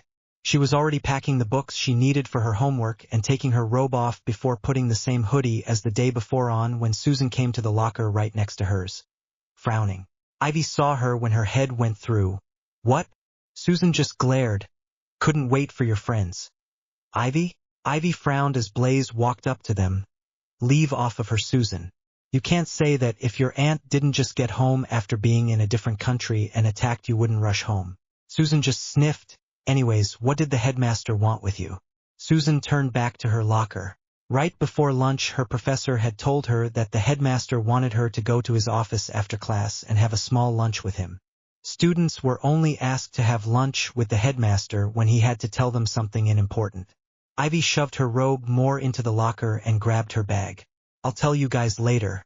I want to tell my dad first and talk with him about it. If I have time tonight, I'll give you a call later. Ivy dashed off, ignoring Susan calling her back. She jogged to Mrs. Anderson, who smiled when she saw Ivy and handed her the port key. Ivy dropped the used port key into the used box in the plane room. It had a door leading out, a couple of couches next the door, and a large fireplace that already had a large fire going. She grabbed some flue powder as a couple of girls 2 years younger than her port keyed in, and she let the fire whisk her away. Ivy stumbled a little when she was spit out of the fireplace in the laundry room. She stood still for a minute to gain her balance back. She looked around the small room. The door was opposite of the large fireplace, the washer and dryer were to her left, and there were several empty baskets to her right. She rushed out the door and dropped her bag at the end of the stairs as she peeked in the lab to see if her dad was in there. Seeing no sign of him, she jogged up the stairs to see Miss Pepper on the phone, sitting next to a pretty dark redhead with pale skin and green eyes. The new woman looked at her in surprise while Miss Pepper smiled at her and, putting her hand around the mouthpiece of the phone, said, "It's good to see you, Ivy. Your dad is upstairs in the shower." Ivy smiled and bounded upstairs to her dad's room. She pushed the door open and, hearing the shower still going, she went and sat in a chair. She waited impatiently, with her knee bouncing, for another 10 minutes. She couldn't wait to see him and talk to him about what her headmaster told her that afternoon. She jumped up when she saw the bathroom door open, and he walked out in just blue jeans with one hand rubbing a towel on his head and the other holding his shirt. Ivy tackled him before he even saw her. "Daddy." She crushed him in a hug and looked at him to see him drop the towel around his shoulders, smiling back at her. She noticed the bruise/cut under his left eye, but she didn't mention it. "Aren't you a sight for sore eyes?" He hugged her back before pulling back to put his hooded long-sleeve shirt on. "They look sore. Your new PA is pretty. What's her name?" Ivy asked as she sat back down. Her dad walked back into the bathroom to put his towel away, and he came back with a comb. "Her name is Natalie Rushman." Ivy nodded. Her knee was bouncing slightly, which her dad noticed after a couple of minutes of silence. "Have something to tell me, Ivy?" She nodded again before letting a frustrated sound out. "I left it downstairs by the lab." Her dad snorted and shook his head. "Come on. I was headed in that direction anyway." Ivy skipped ahead of him and raced into the kitchen to grab some grapes from the fridge to munch on. While she was cleaning them, she had her dad descend the stairs and telling Miss Pepper and Ms. Rushman that he didn't want to be disturbed before heading to the lab. Ivy rushed after him with the large bowl of grapes, bouncing down after. He was holding the door open as she went to get her bag. Ivy dropped her bag in her normal spot on the couch and grabbed the letter that her headmaster sent with her to give to her dad. Her dad sat in the chair that was next to the couch, took the letter from her, and proceeded to read it while she ate her grapes. Ivy sat down on the edge of her seat, just watching him read. She could see the pleased and proud smile cross his face as he got further along in the letter. Her dad set the letter on the table in front of them and stood up in front of her, making her get up. He drew her into a hug where he just squeezed. "I'm so proud of you, Ivy." "Thanks, Daddy. I don't know what I want to do though," Ivy said as she was released. "I don't know if I want to stay with my friends, graduate with them, or go ahead and graduate early. No one has graduated early for a good 60 years, and that person ended up as the head of the Wizards Council." Her dad looked down at the letter again. "You should do what you want. I'm not going to make the decision for you. You'll have friends no matter where you go, Ivy. You might lose some, but you'll probably make new ones. And if your friends don't agree with that, then they probably don't have your best interests in mind and you don't need them in your life. Ivy nodded as she sat back down on the couch before slumping over and closing her eyes. Just think about it, babe. It's up to you, but remember that you might be bored with classes if you stay with your age group. Ivy heard him walk towards his desk. She wasn't sure what she was going to do. Blaze and Susan would support her no matter what she decided to do. She would love to skip a grade and graduate early. If she skipped a grade, she would take her OWLS and finals a couple of weeks before classes started in September. She wouldn't be bored out of her mind sitting with her class. She would be able to start a job or apprenticeship. Search is complete. Name was Ivan Vanko, severed 15 years in prison. Lab door was open and someone walked in. Get upstairs and get on top of the situation. Trying to stop them from rolling tanks. You okay? You had this in your body? You looking at? You gunslinger act. You don't have to do this alone.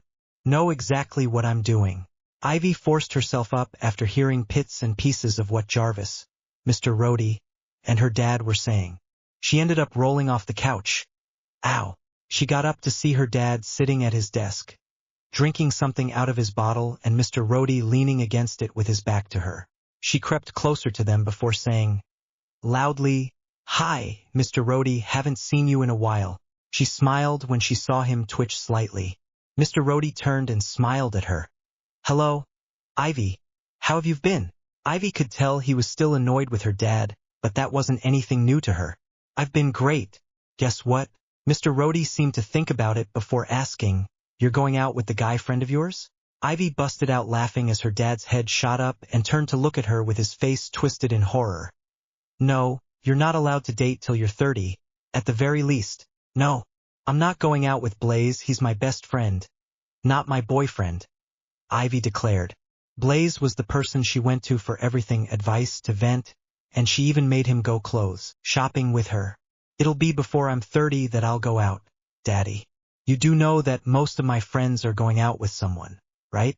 You know what they say about best friends and boyfriends/girlfriends. Mr. Rhodey said as her dad hissed at him to shut up about boyfriends.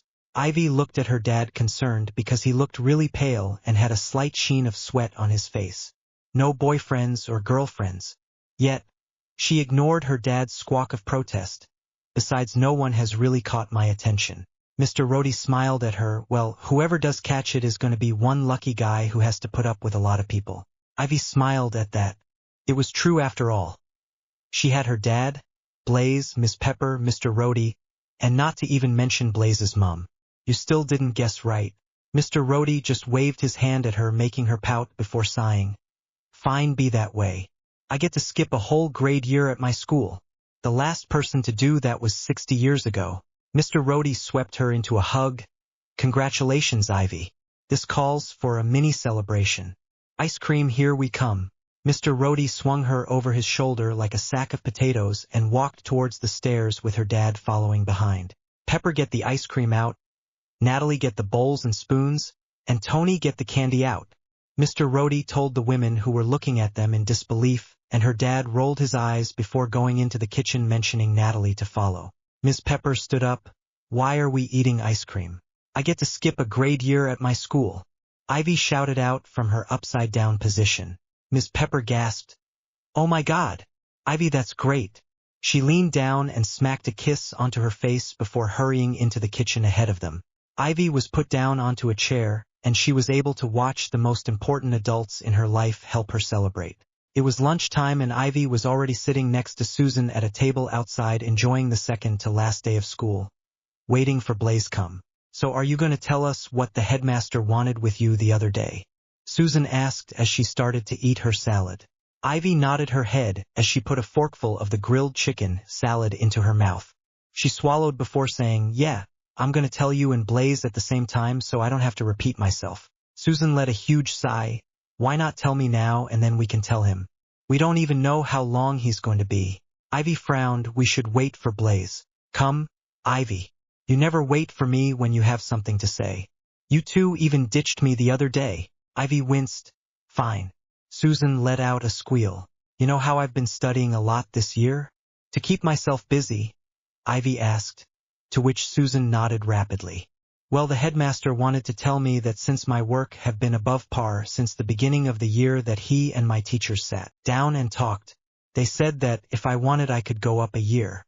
I would be a grade ahead of my year. Susan frowned. But how is that possible? I don't know how anyone would be able to skip a whole year of school. What about OWLS? Well, I would take my OWLS at the beginning of August and I would get the results back about a week before school starts so I would know what classes I would take. I would have to wait for my final results from this year's test, some of which I still have to take. So you're just going to skip a whole year of school? What about Blaze and me? Susan was looking mad, which Ivy didn't understand. If Susan was the one to skip, Ivy would be excited for her. I'll still be taking classes here and I'm pretty sure we would be able to take the same Muggle classes together. I would still hang out with you and Blaze at lunch and after school. Ivy stood up to go to Susan's side when it looked like she was about to cry. Ivy was a little hurt when Susan stood up and stormed to go back in, only grabbing her school bag. Ivy jumped slightly when she felt a hand wrap around hers. What's the matter, Ivy? Why did Susan storm out?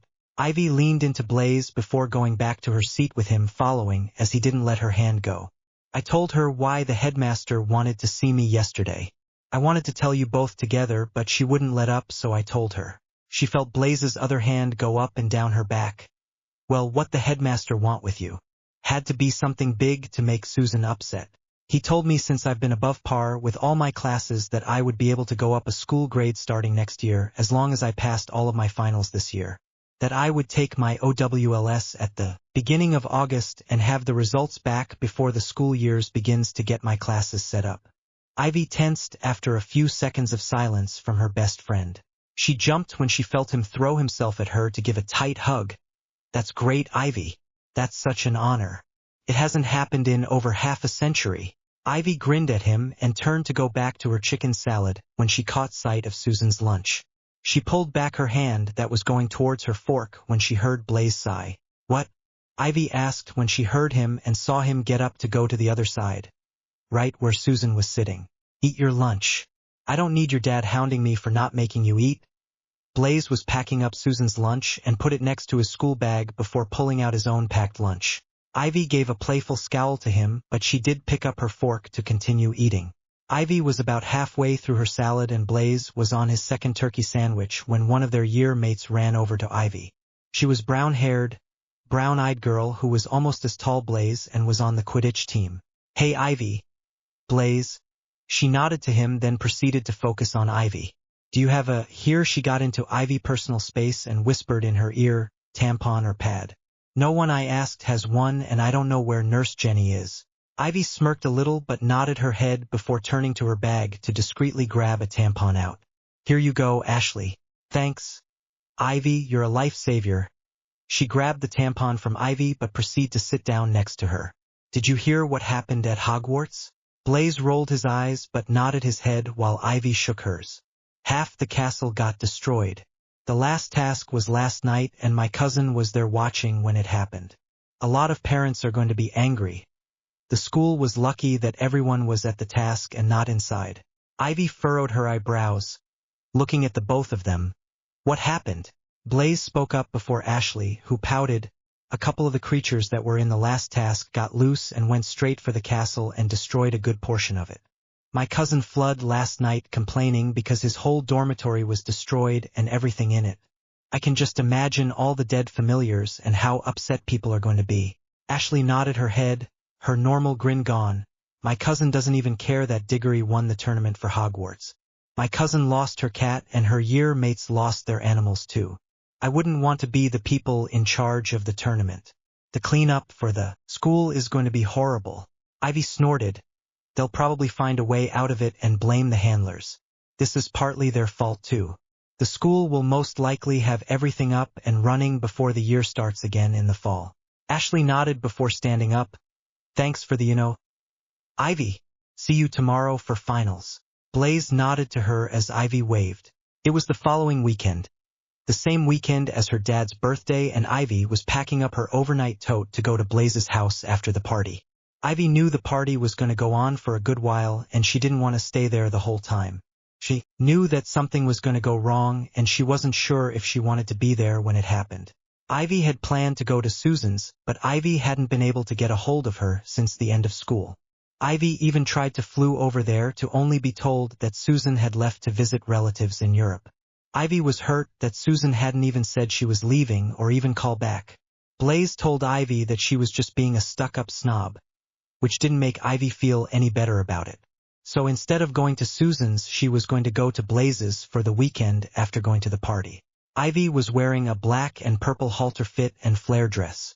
She had her hair down and slightly curled along with wearing black, 5.5-inch, platform espadrille sandal. The party was already in full swing when Ivy walked down to the main floor. Ivy sneered when she saw the slutty-looking women as she walked down to the laundry room. After shoving her tote by the door, she had Jarvis relock the door before making her way back upstairs. She didn't know how many times she had people she didn't know come up to her. It was mainly women there. It wasn't till she saw Miss Pepper walk through the door with a present that she released a sigh before going to her. "Ivy!" Miss Pepper exclaimed when she saw her. "Do you know where your dad is?" Ivy rolled her eyes before pointing to the main room. In there, already smashed as hell. She watched as Miss Pepper walked into that direction. "Watch out when you go in there." Miss Pepper looked back with a confused look, but Ivy had just spotted Mr. Rohde's car pull up and she walked out there to meet him.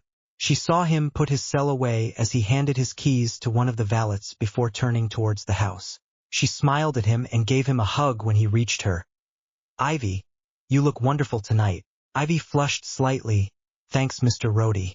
Ivy stayed by the door as Mr. Rohde walked towards Miss Pepper, who was walking towards the door quickly. Ivy watched him stop her and then follow her towards the main room. Ivy followed slower and stayed to the outer parts of the crowd. She didn't need to see her dad act like a drunken fool in his Iron Man suit. Why he thought it would be cool to wear it for his birthday she'll never know, and nor did she want to know. Ivy thought she about died when her dad told everyone the most asked question and then showed how he does it. She couldn't believe he just peed in his suit. She was slightly grateful when Miss Pepper tried to step in, but that didn't go so well. Ivy stepped back a little bit more when she saw her dad accidentally shoot at the glass by the stairs. She couldn't believe that happened, and looking at Mr. Rohde and Miss Pepper, they didn't either. She scowled when she saw a dumb blonde throw up a glass bottle and have him shoot at it. Ivy didn't think she would ever drink if this was how everyone acted. It was just ridiculous. Ivy looked in disbelief when Mr. Rohde showed up in War Machine. She followed Miss Pepper as she was leaving, only to run into Natalie. Ivy stumbled as her dad and Mr. Rohde fell through upstairs and into the kitchen. Ivy watched as Mr. Happy got Miss Pepper out. Natalie disappear while she went downstairs to the laundry room to flew to Blaze's home. After scaring Blaze by showing up when she did, she was going to send a text that she was on her way. They settled into his bed again with warmed-up milk, without the whiskey this time. Ivy checked her cell one last time before putting it on the nightstand along with her empty mug. She pulled on the night shirt she borrowed from Blaze, since she somehow didn't pack any night clothes. The night shirt was a plain black shirt and it was big on her. It ended up going to mid-thigh, and Ivy only had on the black panties on underneath. She took off the strapless bra when she changed. She wasn't uncomfortable being this unclothed with Blaze seeing, as he actually walked into her room when she was naked once. He was her only friend who saw her scars on her back, and he would be the only one if she had any say in the matter. She watched him slip back under the blankets when he came back from the bathroom and snuggled up to him. She trusted him not to do anything with her, even if their parents did worry for a little bit. It didn't matter because Blaze wasn't interested in the female population. Ivy blamed his mother for that. Seeing your own mother marry dozens of men would get tiresome, and Blaze's mom always went for the handsome, wealthy ones. If her dad went after men all the time, she would probably stick to her own gender. Ivy was making her way up the stairs wearing jean shorts, plain white t-shirt, and she was barefoot. She paused when she saw men in suits standing around the destroyed house. She followed the voice of her dad to the kitchen. She stared at the back of him. He looked less tense, not to beat up after last night. There was another man sitting next to him wearing all black. She stood there for a minute listening to them talk. "What do you remember about your dad?" the bald, black man asked her dad. "Huh?" He was cold, calculating. "He never told me he loved me or even told me he liked me. So it's a little tough for me to digest that you're telling me that he told you that the whole future was riding on me. Ivy jumped a little when she heard a couple of men with Mr. Agent walking behind her. She hurried to her dad's side to hear the last of what he was saying. His happiest day was to ship me off to boarding school. That's not true. The man with an eye patch on his left side turned to her. This must be the lovely Ivy. Her dad jumped up to hug her. I thought you were going to stay at Blazes for the day? Ivy hugged him back before looking at the two of them. Well, I wanted to make sure you were fine after last night. I'm good, darling. She watched as Mr. Agent walked into the room with two other men carrying a huge suitcase. She guessed. She watched as her dad stumbled a little when the other man told him that her grandfather was a founding member of S.H.I.E.L.D. and if he was okay with the case. She jumped slightly when he moved in front of her. Pleasure to meet you, Mississippi Stark, he said, holding his hand out. She shook hands with him. Nice to meet you too, sir. She watched as he walked away and her dad's PA, Natalie, walk up in a catsuit. She turned to Mr. Agent when he stood next to her as Natalie was talking to her dad. I'm sorry, Mississippi Stark, but would you be able to stay at your friend's house for the next few days? Ivy blinked before turning to her dad. Why? She asked Mr. Agent. I need Mr. Stark to focus on what the director gave him to look over. It might be better if you stayed at a friend's house. Ivy nodded before turning to her dad. I guess I can stay at Blazes for the rest of the weekend. I'll give you a call later. Have fun, darling. It was towards late afternoon when Ivy got a phone call from Mr. Agent. Ivy almost didn't answer if because she hated answering calls that were blocked or if she didn't recognize the number, but she did answer. Hello? Hello, Mississippi Stark. This is Mr. Agent, came the amused voice of Agent Coulson. Ivy grinned. Hello, Mr. Agent. What can I do for you? I just wanted you to know that you're in the clear to come home whenever you want, Mississippi Stark. Thank you, and you can call me Mississippi Ivy if you wanted. Agent Coulson. Of course, Mississippi Ivy, and you may call me Agent Phil if you wanted. I've been resigned, so it was nice to you once again. Stay safe and goodbye, Agent Phil. Goodbye. It was later that evening when Ivy was sprawled out on Blaze's floor, bored out of her mind. She heard Blaze step out of the bathroom, having just got done with his shower. She turned to look at him. He was wearing jeans, black button-up and black Vans. She stood up all the way. He looked like he was dressed to go out. Where are we going? I thought you would want to go to the expo tonight. That guy your dad hates has a slot tonight. Blaze grabbed her glittery purple Vans and threw them towards her. Should be fun to watch, don't you think? Ivy grinned as she shoved her bare feet into the shoes. How are we going to get there?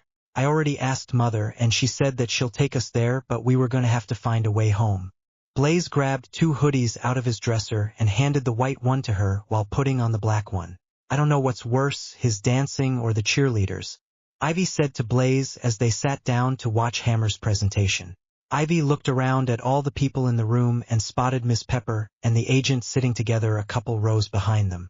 Ivy quickly turned her head when she heard Mr. Rhodey's name and saw War Machine pop up. Ivy felt Blaze turn to her. When did your dad give out suits? At his birthday party, Ivy said dryly. She tensed up when her dad flew into the expo and she heard Blaze groan at seeing him. We're so dead, she moaned, shrinking into her seat with Blaze following. It was nice knowing you, Blaze. Likewise, Ivy, Blaze whispered. I'll make sure everyone knew the true Ivy Stark. Ivy snorted. I'll have you know he won't just kill me but you also. Blaze went to reply, but they both froze when Iron Man's head tilted in their direction. Oh, Merlin. He saw us. Ivy. I know he did. They both followed the crowd out of the building when the drones went crazy, making sure to keep a hold of each other's hands. Ivy let Blaze pull her out of the expo and across the street to a small cafe where he ordered some tea for the both of them.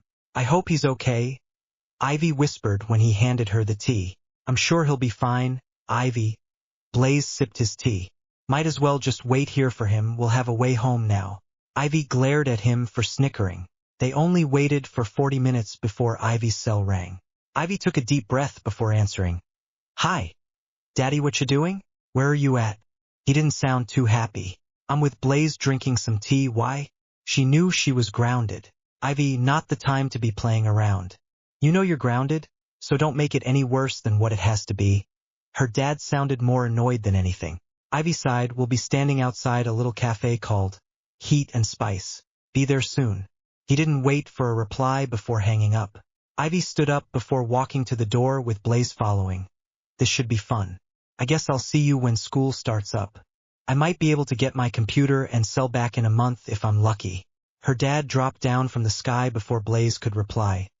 The suit looked banged up and muddy, and he was pulling off the head of the suit to glare at them. While Ivy knew she was grounded, she was pleased to not see her dad look so worried and less pale.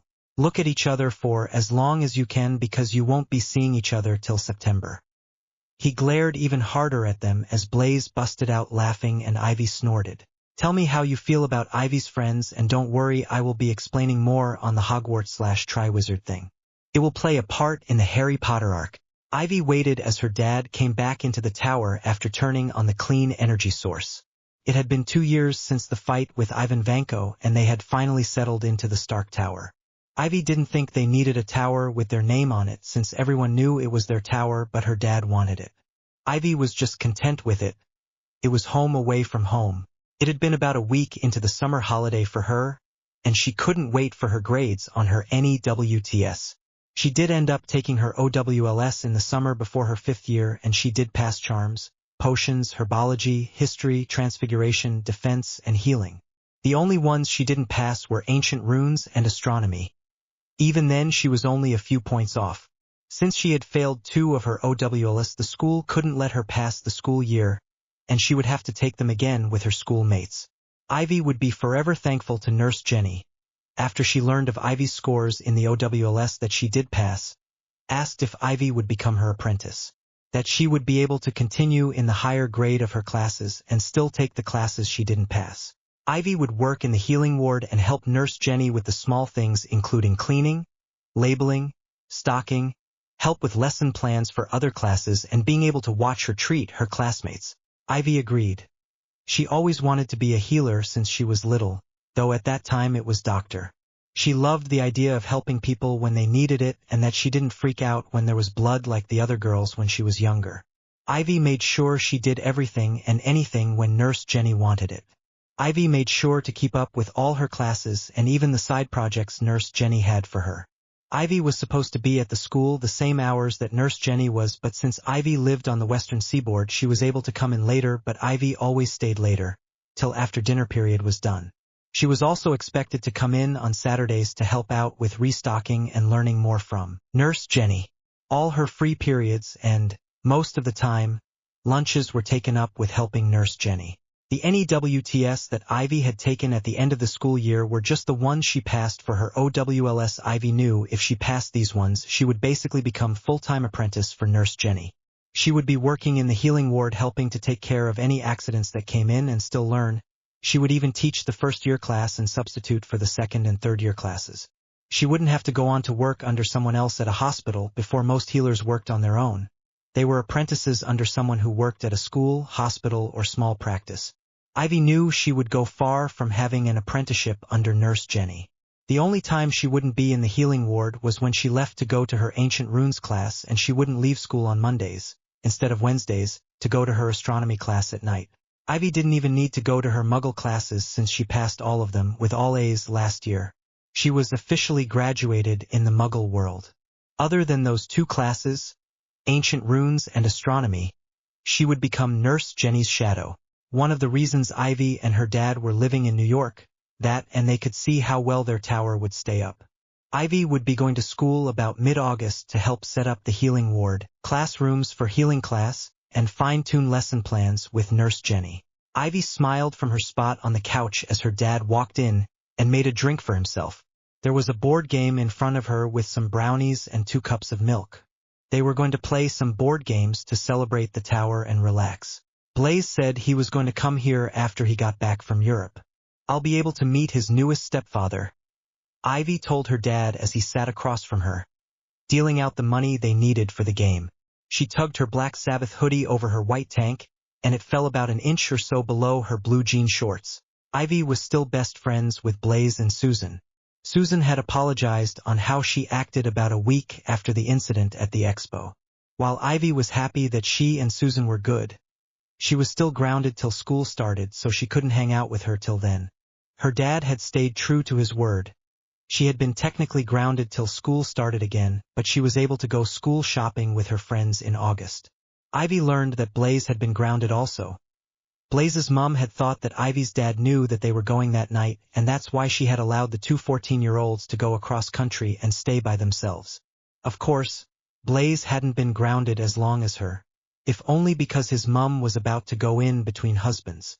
Ivy loved Blaze like a brother and always would, and she would continue to think of Susan as a best friend, but over the last year of Ivy going to higher grade levels, Susan slowly started to hang out with them less and other year mates more.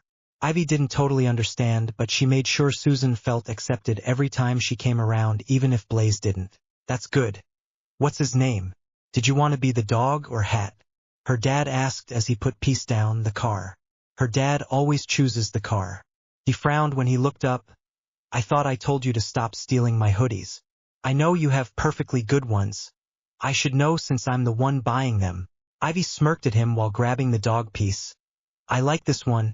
It's extra soft. That takes years to get them like this. Before her dad could respond, Jarvis told them that Agent Coulson was on the line. Tell him we're out, her dad said before turning back to her. Maybe if you wore your hoodies more, they would be conditioned to be extra soft. He made his voice to go high-pitched and girly. My voice does not sound like that, she said indignantly. I'll have you know that I like so much is because it smells. My apologies, Mississippi Ivy. Sir, Agent Coulson is insisting on talking to you, Jarvis interrupted. Ivy rolled her eyes when her dad did the fake answering machine, but she smiled as Ivory climbed into her lap. Ivory was her beautiful ragamuffin cat. She was mainly white with blue eyes. The only parts that weren't white was the tail, ears, in between the eyes, and her two right paws, which were a mix of black and light brown. Her blue eyes stood even more because of the burst of color in between them. Ivy's dad had finally gotten her the cat she wanted. She had just gotten her results for her Muggle classes, saying that she had passed and graduated, and after going to Blaze's to celebrate, she had come home to find Ivory in a basket on her bed. Her head snapped up when her dad yelled something of a breach in security, and the elevator opened to reveal Agent Phil. Ivy smiled as she stood up with her arms around Ivory, who went limp. Hello, Mr. Phil, it's been a while, you look tense. She ignored her dad, who made a smart comment about his name being Agent, not Phil. Phil gave a slightly tense smile to her. Hello, Miss Ivy. You look a lot less tense since I saw you. Ivy made a pleased sound. She only grew another inch, so she was 4 feet 9 inches now, and she was tan from being in the sun. She wasn't just bones anymore. She had more meat on her bones. She had muscles from doing a lot of lifting in the healing ward, moving boxes and moving the furniture when the floors needed cleaning. Nurse Jenny didn't want her to rely on magic in case she couldn't move a patient magically and had to use her strength. And since she wasn't just bones anymore, she actually grew some hips and breasts. She had gotten curves. Blaze was amused with it since her dad freaked out when he saw her in a bathing suit last month and seemed to notice. Of course, the last time she saw Mr. Phil was when she thought her dad was dying, so she hoped she didn't look that tense. Ivy petted Ivory as her dad ignored the computer pad Mr. Phil was trying to give him and what he was saying. She let Ivory down on the ground as she took the computer from Mr. Phil and put it together. She snorted slightly when her dad edged closer and took it from her when the first information came up and started to walk away towards his computer. She grinned when she realized that Mr. Phil was trying to edge away from Ivory, who was trying to brush up against him. Mr. Phil let out a sigh of relief when Ivy grabbed her cat back up before saying, "The director wanted me to say that he was re-initiating Avengers Initiative." Ivy froze, her hand still on Ivory's head as her dad turned sharply. "I didn't qualify for the Avengers. Something about being volatile, self-obsessed, and not playing well with others?" Ivy laughed before stuffing her face into Ivory's fluff when her dad gave her a look and Mr. Phil replied, "We need the Avengers and as soon as possible. Just look it over tonight and I leave in the morning. Give me a call when you decide." Ivy watched as her dad had the information go on the screens and Mr. Phil walk back through the elevator. She walked up to stand next to her dad, just looking at all the screens. "That's a lot of information to look over." She petted Ivory as she cradled her. "I'll put away the game and go to my room to watch something." It wasn't till about midnight when Ivy made her way into her room. It was designed the same way, but it had some different things in it. Instead of having the windows uncovered, she had sheer white curtains with a dark purple over top. They were wide open at the moment so Ivy could see New York twinkling back at her. Her bed was the same with the same nightstands but with more pictures. Instead of a chaise she had an oversized chair. It could hold 2 people but wasn't a love seat. It was placed in front of her flat screen TV. Next to the TV stand that held movies and an Xbox console was a door leading to her walk-in closet. The desk was the same but next to it was a small bookcase that held medical books. Some school books and some lesson plan books. Ivy set Ivory at the foot of the bed as she collapsed head first on it. She had a bad feeling since Mr. Phil had come by and after looking at some of the files of the other men. Whatever SHLD wanted of her dad would not end well. Something big had to be coming or already there for them to call on people like her dad, Agent Romanoff, Dr. Bruce Banner who went large and green, and Stephen Rogers aka Captain America. Not to mention have data on a Norse god named Thor. It wasn't going to end well at all, and she knew she didn't want her dad in the middle of it. Ivy woke up to her dad standing next to her looking slightly tired. She rubbed her eyes as she sat up. "What's the matter? I'm going to meet up with the director and I wanted to know what you wanted to do?" Her dad sat down facing her. He started to pet Ivory when she made her way next to him. "Whatcha mean?" Ivy knew he was going to go. "I wanted to know if you wanted to go with me or stay. You're old enough to stay home by yourself for a few days, but I'm not sure how long this will take. So it's up to you." Her dad looked out her window where they could see the sky changing from night to dawn. "If you come with me, you'll have to listen to exactly what I say, and when I say, even if you don't like it, understand me?" Ivy thought about her options. Stay home alone. Even if Jarvis was there, she wouldn't have too much interaction with people, or go to some potentially dangerous situation. She knew her dad wouldn't allow harm to come to her, and she would at least know what was happening. "I think I'll come with you." It was odd to see her dad relax but see him tense up too. Her dad was probably happy that she was coming so he could keep a closer eye on her. "Okay then, you'll need to pack some clothes and try to find someone to watch Ivory," he said as he got up. "I'm going to go see if Agent Coulson left New York yet. If not, then you're going with him." "That's fine." Ivy got out of bed to stretch slightly. She watched him walk out of her room already on his cell before she turned to go into her closet. She had a lot of her clothes hung up and the things that didn't get hung up were put into her built-in drawers. She made sure to pack clothes for a few days in her overnight tote. Thank Merlin it had charms on it to make it bottomless and weightless. Ivy knew Ms. Pepper couldn't take Ivory since she was out on business for the Stark Incorporated, so Ivy tried Mr. Rhodey to take her. After some begging and promising to make him some pastry goodies, especially since she woke him up so early, he agreed to take Ivory, till further notice. Ivy just had to flew back to their home in Malibu and drop off Ivory, and Mr. Rhodey would pick her up during his lunch break and set her up in his home. Ivy was just walking out of her father's lab, where the fireplace was located at, and into the living/kitchen area where her dad was sitting on the couch. When he saw her, he jumped up and handed her the tote she packed. "Agent Coulson is at the airport. He said that they would wait for you there.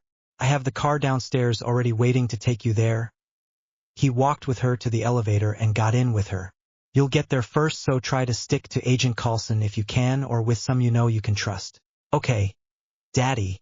She curled her arm around his and leaned against him. Since she was wearing her typical, by now, 5-inch wedges, he didn't have to bend too much to plant a kiss on the top of her head. They walked out of the elevator and the building to see the black SUV. The driver was already holding her door open for her, and he retrieved her tote to put in the back of the car. Ivy gave her dad a hug and kiss before she hopped into the car. "I'll see you later today, Daddy. Have a safe flight. Love you. Love you too, be safe." Ivy watched him through the tinted glasses till she couldn't anymore. She leaned her head back and closed her eyes till she felt the car come to a stop. "Mississippi Stark, we're here," her driver needlessly said. Ivy rolled her eyes as the driver got out to open her door. She hated having drivers that she didn't know. Mr. Happy knew what she hated, and having them announce that they were where they intended to go annoyed her. When she got out of the car, she noticed Mr. Phil waiting by a helicopter with another man with blonde hair standing next to him, but his back was to her as he was talking to someone standing in the helicopter. Ivy walked towards the back of the car to retrieve her tote from the driver before thanking him and watching him leave. She turned back to see Mr. Phil and the blonde man making the short distance to her. "Hello, Mr. Phil. Nice to see you so soon." Ivy smiled at him before looking at the man next to him, who was clearly Captain America, aka Stephen Rogers, who clearly had muscles under his clothes, who had gorgeous blue eyes and blonde hair. She tripped. She put her hands out to stop her fall, which helped somewhat considering she ended up scraping her hands and her right knee on the pavement but didn't faceplant. She flushed as she heard Mr. Phil and Captain America give different cries and both of them helping her off the pavement. "Are you all right, ma'am?" Ivy flushed even more when she heard his voice. "Mississippi Ivy, are you okay?" Mr. Phil was asking as he tried to turn her hands over to check them. "I'm all right. Thank you for asking." Ivy tugged her hands out of Mr. Phil's before he could get a clear look at them. She immediately wiped them on her blue jeans, ignoring the sting of them and the rip in her right knee, and tucked them up into her dad's hoodie, which she hadn't given back yet. She secured her tote on her shoulder once more before smiling at them. "How about we get out of here? I'm sure since you had to wait for me, then you're most likely behind schedule." Ivy tried to avoid looking at the captain as she walked by him and into the helicopter, but she didn't miss the searching look that Mr. Phil gave her before looking amused and nodding. She heard them climb in after her as she looked for a place to put her bag. "Ma'am?" Ivy turned to look at the captain as he stood next to her. "I can put that away for you if you'd like." Ivy nodded as Mr. Phil had her sit down and watched him as he showed her how to strap herself into the seat. She pulled her iPod and headphones out and put them in as the helicopter started up. She slowly breathed in and out of her nose as she tried to calm her queasy stomach. She hated long car rides and having to be in the air. She always got motion sickness, which was why she already had her iPod ready and she had some crystallized ginger in her tote. She noticed that Mr. Phil didn't look surprised at her actions, while the captain seemed a little confused. Before she hit play on her iPod, she heard Mr. Phil say something about her having motion sickness. She closed her eyes and didn't open them back up till about an hour in the ride. She noticed that there was nothing but clouds in the windows and that Mr. Phil and Captain were talking with their back to her. She pulled out one earbud while listening to Mr. Phil say to him that they needed some old-fashioned, when Captain mentioned that his suit might be old-fashioned. Ivy pulled her right hand out of her pocket to rub her eye when she saw the peeling skin and some dried blood. "That's great." She noticed Mr. Phil and Captain's heads flew around to look at her. She started to undo her harness without actually touching it with more than her fingertips as both hands were peeling and blood on them. It didn't work out, but Mr. Phil had already motioned for her stay in her seat. "Just stay sitting, Mississippi Ivy. I'll get the first aid and see what I can do till we get to the base." He walked over to a compartment as the captain just stood there looking at her. Ivy frowned up at him. Why every man she met had to be so annoying tall, she'll never know. Why couldn't some men be around her height? "Is something the matter?" she asked him when he kept staring at her. She could feel her cheeks warming. He seemed to startle a little. "I'm sorry, ma'am. No, there isn't. My name is Steve Rogers." He stuck out his hand to her. She looked at his hand, then to her busted-up hands and back to his, which he withdrew after apologizing. She shrugged at him. "I'm Ivy. You wouldn't happen to be related to Mr. Rogers?" He looked at her slightly confused, so she said, "You know Mr. Rogers's neighborhood. Mississippi Ivy. I expect that from your father, not you." Mr. Phil scolded her as he came back with the first aid. Ivy ducked her head sheepishly before looking at Mr. Rogers. "I apologize. That was something my dad would say. That was rude of me since I believe Mr. Rogers was after you, Captain Rogers." He nodded. "You can call me Steve, ma'am." Ivy smiled at him. "Well then, Steve, you can call me Ivy." She turned her attention back to Mr. Phil, who was digging through the first aid kit for rubbing alcohol pads and some gauze. She frowned at her hands. They were going to take a couple of days to heal. She couldn't wait till she turned 17. She would be able to do magic when she wanted. "This will sting," Mr. Phil warned her when he opened a packet of the rubbing alcohol. Ivy nodded to him.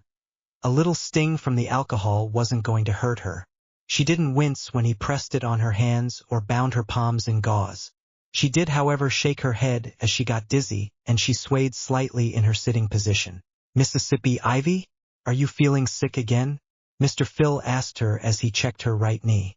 Ivy nodded her head as she pulled her pant leg up and grabbed the alcohol pad from him to wipe her kneecap with it. I have some ginger in my bag. It's in the front pocket. She watched as Steve got her bag and pulled out her crystallized ginger that was in its sealed package. She thanked him when he opened the package for her and pulled one out to suck on it. She let Mr. Phil help her back into her harness and popped her earbuds back in before closing her eyes. Ivy woke up an hour later with Mr. Phil shaking her shoulder. She pulled her earbuds out and shoved them with the iPod into her tote, which he pulled down for her. She followed them both out and smiled at Agent Romanoff. She wasn't annoyed, unlike her dad, with Agent Romanoff for anything that happened 2 years ago. She was thankful to her since she was the one went undercover to watch over her dying dad. She greeted Agent Romanoff as the Steve and Dr. Banner greeted each other. Hello, Agent Romanoff. Have you been? Agent Romanoff nodded to her. I've been better, Mississippi Stark. And how have you been? I've been good. I'm sorry about Agent Barton. Thank you. Ivy turned when she heard the two guys done talking and walked right up to Dr. Banner. She stuck out her right hand and smiled. Dr. Banner, a pleasure to finally meet you. My name is Ivy and I know a lot about your work. She gave a wider grin when she noticed him hesitating. Don't worry about my hand. Just a scrap. Dr. Banner gave a small smile at her before shaking her hand gently. Nice to meet you, Ivy. You can call me Bruce. If you don't mind my asking, but you seem a little young to be reading my works. Ivy rocked back till she was standing on her heels of her wedges. I don't mind you asking. I've read a couple of your older publishing, but that's about it. Most of the time it goes over my mind, but I know enough to understand. I would have to with my father, who is the reason I know so much of works. He is a huge fan. Who is your father? Ivy smiled at him. Everyone will meet him when he shows up. Trust me, you'll notice him. I'm gonna head in and try to catch some sleep. Steve and Dr. Bruce nodded to her while Agent Romanoff caught another agent and had him show Ivy where she was staying. Ivy didn't wake up till later that evening, and when she walked to the main deck, she found out that her dad was returning shortly with Steve, Agent Romanoff, Thor, and the captive. Since they weren't to be back for another 40 minutes, Ivy decided to explore some. She found the food hall, more rooms for agents, a couple of different bathrooms with showers, a lot of locked doors, and the lab that Dr. Bruce was working in. Ivy walked into the lab just as Dr. Bruce looked up to stare at the window across from them. They both watched as armed guards were walking with a pale, dark-haired, green-eyed man walked by. The man seemed to know they were staring, but he looked right at Dr. Bruce while giving a mocking smile. Weird, Ivy whispered to Dr. Bruce, who just nodded. Main deck? Another nod, and they set off to the main deck, but before they made it there, Ivy broke off to go to the bathroom. She walked into the main deck, a few minutes later, and sat in seat by Dr. Bruce, who was standing as everyone listened to Thor talk about the army his brother had named the Chitauri. She wasn't really paying attention to what was said after till Thor got annoyed with Dr. Bruce. Have a care how you speak. Loki is beyond reason, but he is of Asgard and he is my brother. Thor snapped at Dr. Bruce. He killed 80 people in 2 days, Agent Romanoff deadpanned. He's adopted, was the reply. Ivy busted out laughing before slapping her hands to her mouth when everyone stared at her. She flushed. If Ivy didn't want any more attention on herself, she would have jumped up to hug him when Dr. Bruce took the attention onto him, and she was even more joyful when her dad stepped in with Agent Coulson. She gave him a bright smile when his eyes looked her over the best he could give since she was sitting down. She made sure to keep her hands under the table and in her hoodie pocket. She didn't need her dad to freak out just yet. Ivy watched her dad walk to the front and called for the monitors to be raised. She then proceeded to choke in shock when he pointed out an agent who was playing Galaga. She tried to stop from laughing as her dad continued. How does Fury even see these? He was covering his left eye and turned his body dramatically from side to side. She shook her head at Agent Hill, who opened her mouth. He turns. Ivy didn't know why no one listened to her when she tried stopping them. It didn't do any good to encourage her dad's antics. Sounds exhausting. Case in point, the rest of the raw materials Agent Barton can get his hands on pretty easily. Only major component he still needs is a power source. A high energy density, something to kickstart the cube. Ivy smirked at her dad when she saw him put what she knew was a chip to hack into all the SHIELD files.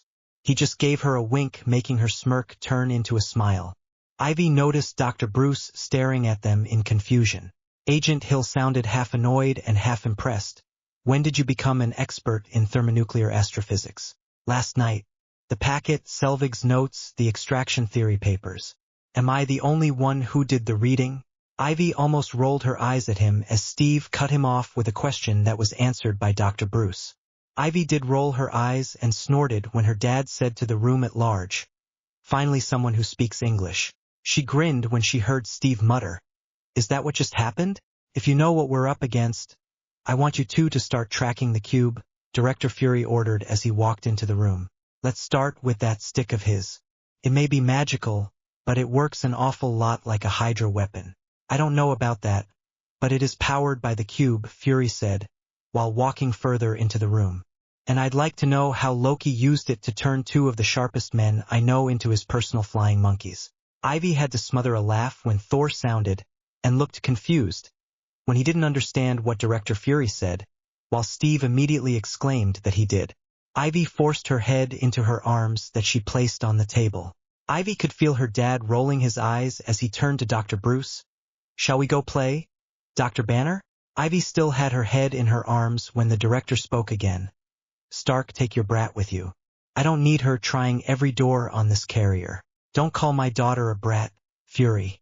Ivy's head snapped up as several people exclaimed, "Daughter, hey, I was just checking my boundaries. I know if I'm allowed somewhere and where I'm not," Ivy said indignantly as she stood up. She ignored the looks that the other people were giving her. She grabbed her dad's hand as they walked out of the room with Dr. Bruce right behind them. "Well, you did tell me that I would know your dad when I met him," Dr. Bruce said to her once they got into the lab. Ivy grinned at him as her dad pulled the gauze off to look at her hands. Ivy was making her way towards the mess hall a few hours later, and had just turned the corner and saw Thor standing a few feet away from the doors. She saw him with her back towards her, but he turned when she got closer. Ivy smiled at him. "Hello, Thor. Coming this way?" she asked as she went to open the door.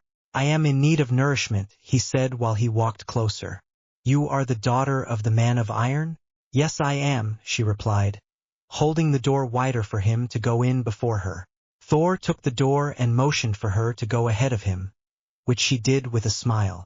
She looked back to see him following and noticed that everyone in the hall looked at them. Some were polite enough to go back to their group or food, but some still stared as they made their way to the serving line. Ivy grabbed herself a plastic, brown tray and handed one to Thor. "My thanks," he said, following her down the line. "Not a problem." Ivy smiled at him as she picked up cheese fries and chicken tenders. Ivy watched Thor load his tray up with all different types of foods. Ivy didn't think she would have enough room for the pizza, burger, fries, and chicken legs in one go, but she figured he needed it, considering how huge he was. Ivy handed over money when she got to the checkout line and stood to the side as Thor got checked out. "That'll be $21.53, the agent said from behind the register. Thor looked confused before he frowned. "I'm sorry, but I do not have the paper or plastic that you need." Ivy looked up as she grabbed some napkins when the agent responded.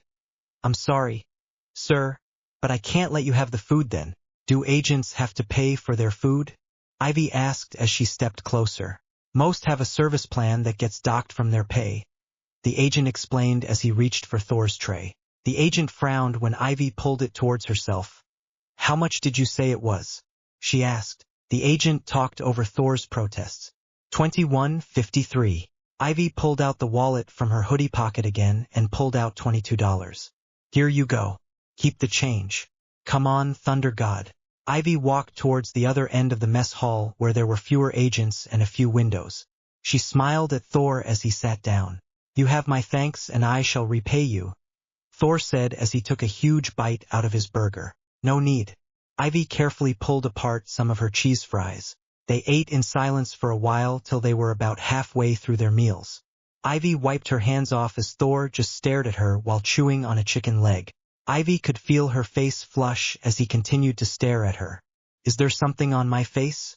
Thor shook his head before looking around quickly and leaning towards her, which prompted her to lean forward too. "What's the matter?"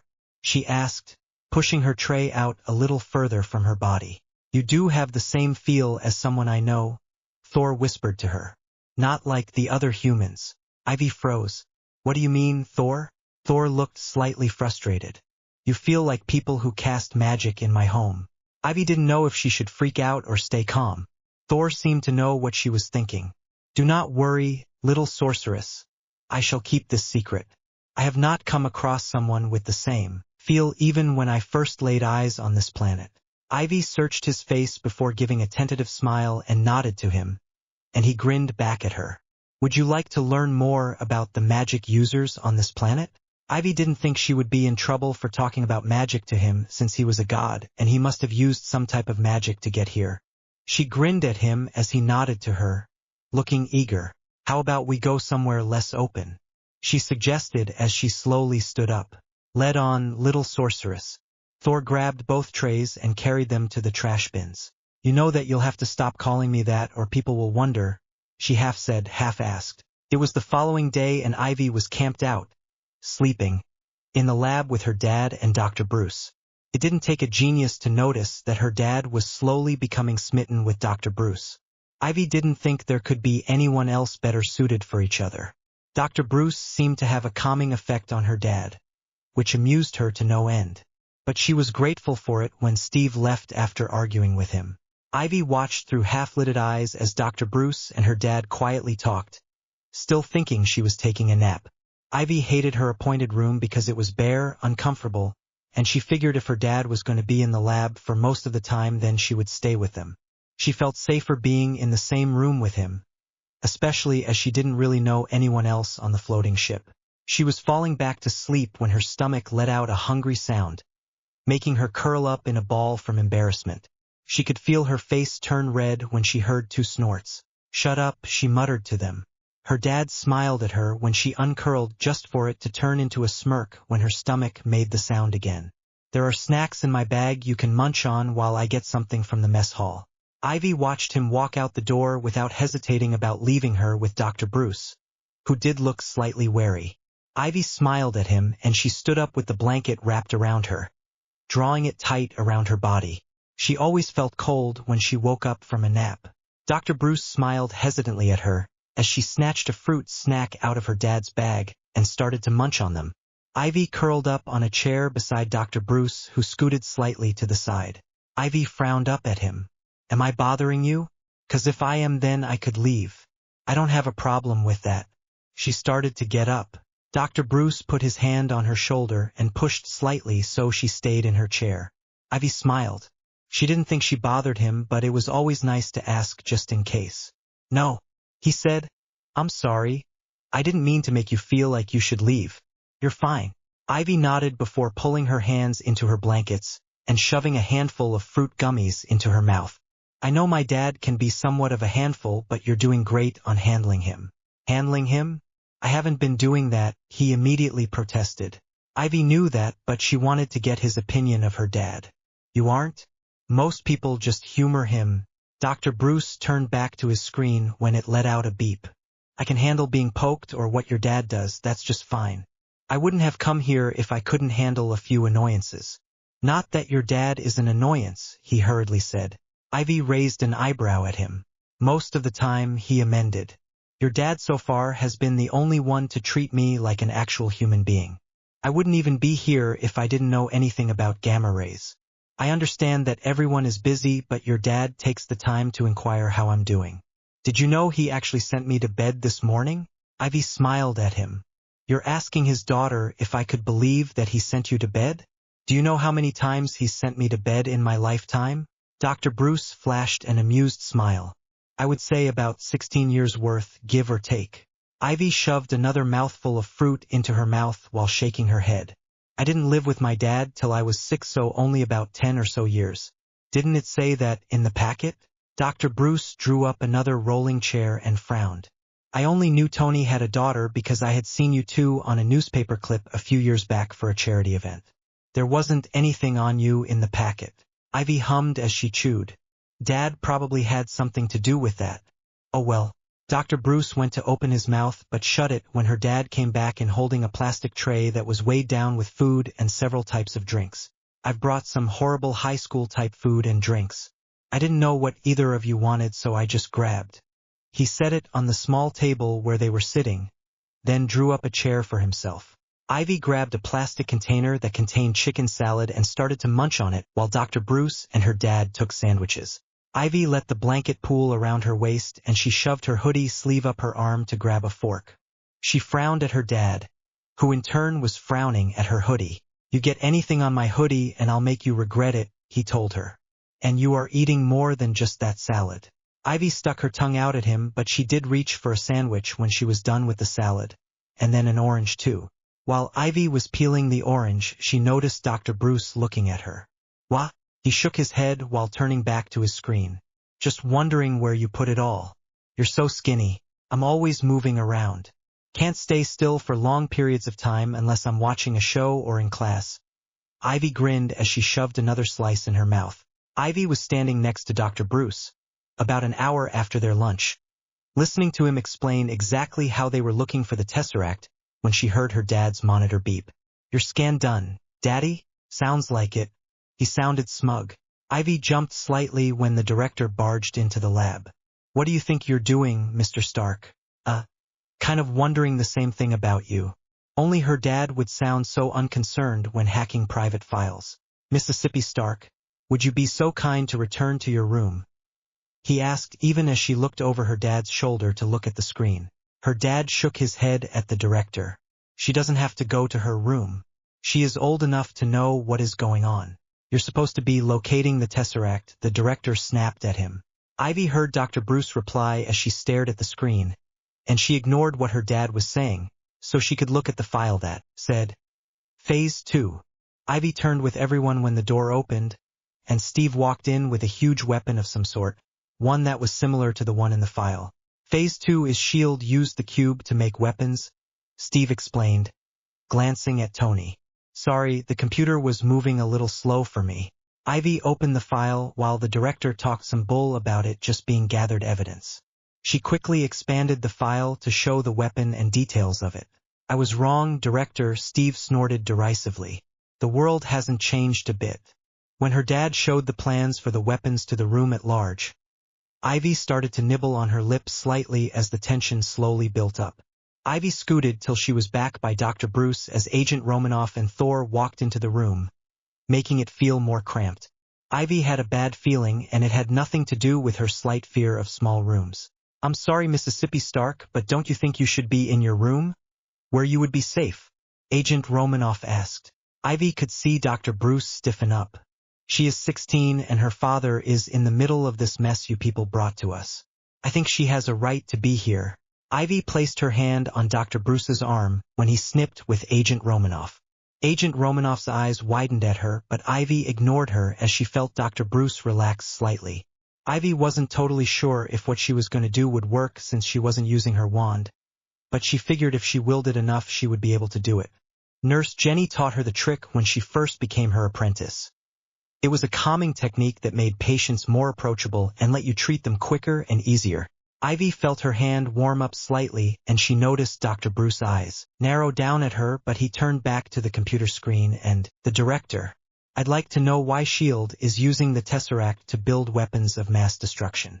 "Stark, I would really like for you to tell your daughter to return to her room. She is not an adult, no matter where she comes from." Ivy felt herself tense up at those words. She could see her dad tense up before looking hard at the director. "She shouldn't be here." Ivy spoke up before her dad could say anything rude. "If you know where I come from, then you would know technically that I am almost an adult. Don't play with me, Mississippi Stark. Be grateful I let you on this aircraft, knowing what happens to technology when people like you are near it." The director was frowning at her. Ivy spluttered. "People like me?" Ivy saw Thor shift and narrow his eyes on the director. The director sighed. "Yes, I've had it happen before, which is why I suggest you go back to your room before you get overwhelmed." "You know she isn't a kid, Fury?" her dad asked. "She does have control over her abilities."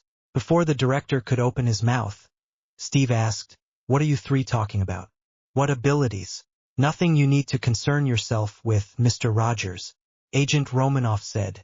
Ivy whipped her head around to look at the female agent. "You know, I lived with you and your father for a while. Of course I knew about you and everything else." Ivy gaped at her, even as Dr. Bruce snapped at the room at large. I don't really care about what you all are talking about. I want to know why your organization is using the Tesseract to build weapons. Ivy sighed when she heard the director give his reasons. Fear always made people do things, even if they didn't want to. Her relatives feared her and they acted on it, and now since SHIELD acted on their fear of planets with other beings, they basically told the universe that they were ready for them. A nuclear deterrent, Tony said, voice uncharacteristically sharp. 'Cause that always calms everything right down. Ivy flinched slightly and pressed a little more into Dr. Bruce, who in turn wrapped an arm around her. She hadn't heard her dad's voice that sharp in years. Since she was about 7 or 8 years old. The director turned to him and asked coolly, "Remind me again how you made your fortune." "Stark? I'm sure if he still made weapons, Stark would be neck-deep in it." Steve jumped in. Ivy stared in disbelief as all the adults in the room went crazy. "You speak of control, yet you court chaos." Ivy heard Thor's scornful voice raise above everyone's. "This is his MO, isn't it?" Bruce said bitterly, squeezing Ivy more into his side when she flinched. She quickly placed her other hand on him and focused more soothing energy through. "I mean, what are we, a team? No. We're a chemical mixture that makes chaos. We're a time bomb. You need to step away," the director said to him. Ivy knew he was referring to the situation and her, if the director's eye flick meant anything. They both knew that if anything happened to her, her dad wouldn't hold back on them. Ivy sought out her dad in the room as she heard him say, "Why shouldn't the guy let off a little steam?" He put his hand on Steve's shoulder. Her dad looked her over before his attention was drawn back to Steve, who roughly shoved his hand off while snapping, "You know damn well why. Back off." Ivy watched with big eyes as her dad and Steve got into it more. She felt her eyes well up when Steve asked her dad what he was when he wasn't in his suit. Genius, billionaire, playboy, philanthropist, Tony returned easily. Not to mention a fat dash. Steve cut him off before he could finish. "I know guys with none of that worth 10 of you," he said coldly. "I've seen the footage. The only thing you really fight for is yourself. You're not the guy to make the sacrifice play, to lay down on a wire and let the other guy crawl over you. I think I would just cut the wire." Ivy pressed her hand tighter into Dr. Bruce's hand on her shoulder as she listened to them.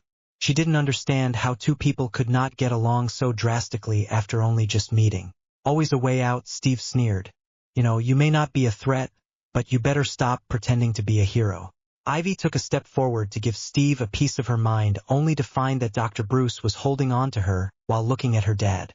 Hurt flashed through his eyes before he replied, scorn and the intent to hurt back in his voice. "A hero? Like you? You're a laboratory experiment, Rogers. Everything special about you came out of a bottle." Ivy tensed up more when she heard Steve dare her dad to put on his suit on. Her head snapped to the director as he addressed her. "Mississippi Stark, now may be a good time to go back to your room." Ivy glared at him. "Excuse me, director, but you are not my father, so you have no authority over me. And you clearly know that I am not just a regular child to be told where to go. So no, I will not be returning to my room or leaving." The director frowned at her as Steve spoke up. "He is the commander of the ship. He can tell you to leave if he doesn't want sensitive information in the hands of someone who isn't even part of the team or working for S.H.I.E.L.D. No matter what you say, you are only 16 years old. No 16-year-old should be in a situation like the one we are in now." It looked like her dad was about to tear into Steve when the director sighed and turned to Agent Romanoff. "Would you escort Dr. Banner back to his room?" Ivy felt Dr. Bruce tense up next to her. "Where? You're renting my room." Another sigh. "The cell was just in case you needed to kill me, but you can't." He spat out, gripping Ivy's shoulder a little bit harder. "I know I tried." Ivy felt herself and everyone else freeze. "I got low, I didn't see an end, so I put a bullet in my mouth and the other guy spat it out. So I moved on, I focused on helping other people. I was good until you dragged me back into this freak show and put everyone here at risk. But I feel fine right now. Sending me to my room for a timeout. That's going to piss me off." Ivy didn't move as they heard the monitor that was searching for the Tesseract. She did, however, shift slightly when Dr. Bruce moved towards the monitor to look at it. Everything went to hell after that. Ivy rushed up the stairs to find anyone she knew not 20 minutes later. She couldn't help Dr. Bruce, and hopefully Agent Romanoff had enough time to run ahead. After falling down with Dr. Bruce and Agent Romanoff, Ivy somehow landed on Bruce when it should have been the other way around. Ivy knew she was lucky she didn't break her arm, considering her awkward landing. She was lucky that Dr. Bruce had cushioned her fall. Ivy had quickly helped Agent Romanoff out from under the bar as Dr. Bruce transformed into the Hulk. After helping Agent Romanoff, she had tried to get to Dr. Bruce before he fully transformed, but when she had turned he was already in the shadows and hulkied. She knew the minute she put her hand on his arm that she wouldn't be able to calm him. There was too much rage for her calming spell to work. She wasn't scared of him. She knew he wouldn't hurt her, and it was proven when he didn't even touch her when she stood in his way. Ivy watched as Agent Romanoff ran off, and she made sure she stood in front of the Hulk's way till she couldn't hear Agent Romanoff anymore.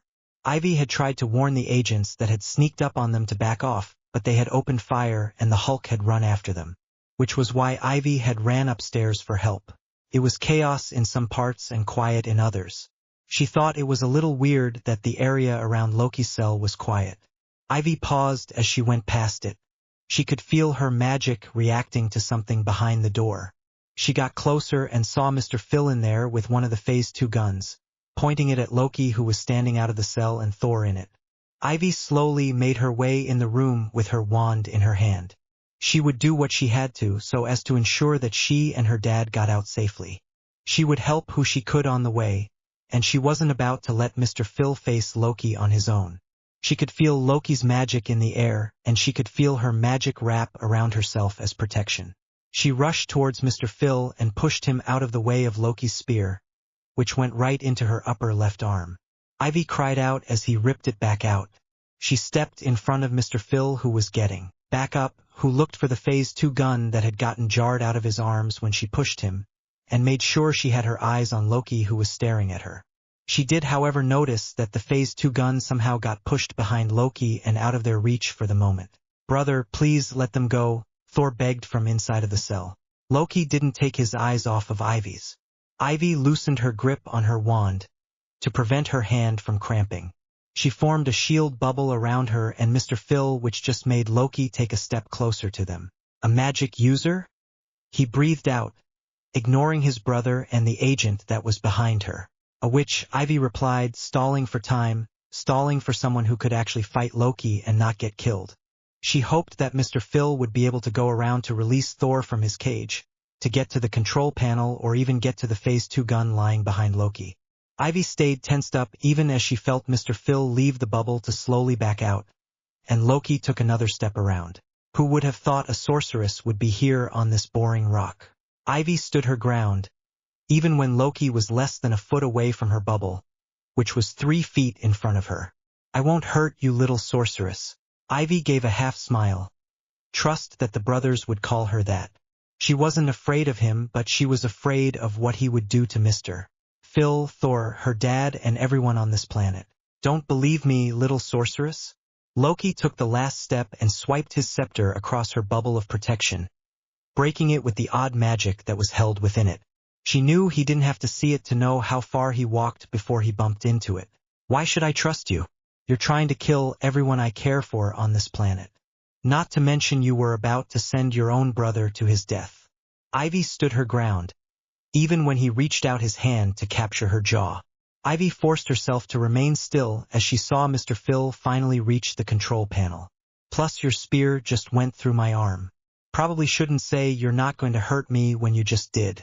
I wouldn't have to kill everyone you care for if they surrender themselves to me. In my defense, you jumped in front of the spear." Ivy made sure to give her best smile as she asked, "Even your brother? The past day or so I've gotten to know him, and I have to say I enjoy talking to him."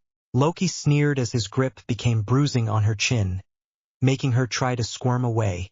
He suddenly turned her chin still in his grip and threw his spear at Mr. Phil, who was reaching for the panel to release Thor. Ivy panicked as her magic operator, and by extension Loki, to where Mr. Phil was standing, and she quickly used her magic to throw the spear off course.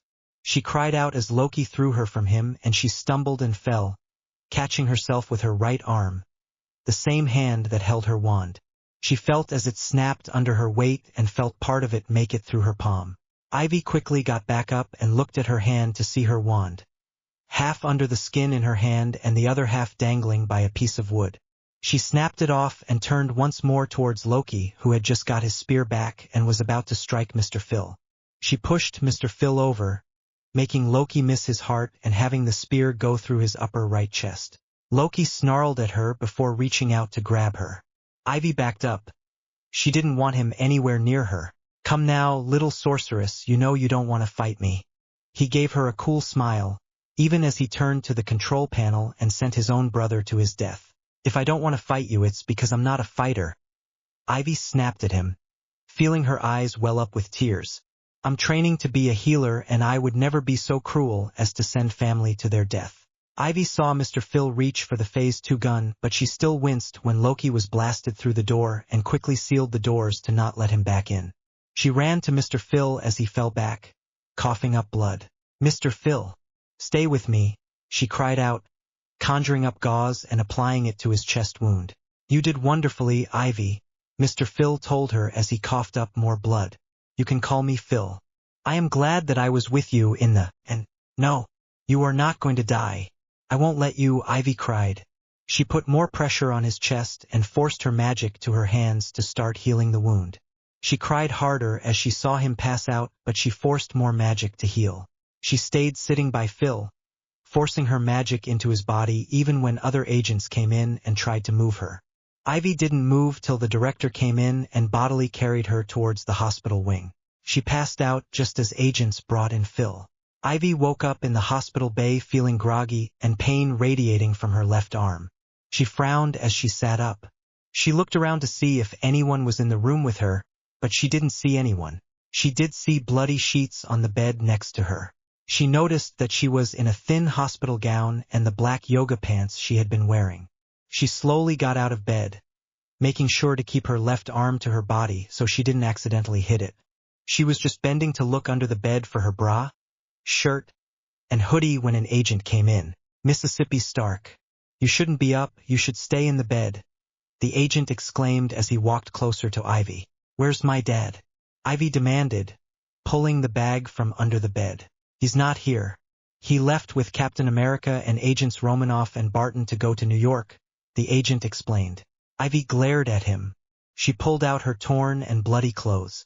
She grabbed her bra, which was fine besides the blood on the left side, threw her shirt out in the trash and grabbed her hoodie before hobbling to the bathroom with the agent following. Ivy snapped the door in his face and turned to look at herself in the mirror. Her face was pale. Her hair was half out of her bun with some parts of the hair matted with blood. She pulled the gown off. She had minor bruising on her left arm, which from elbow up was wrapped tightly in white gauze. She could feel where the stitches were, where the spear had hit, and her right hand was wrapped up lightly.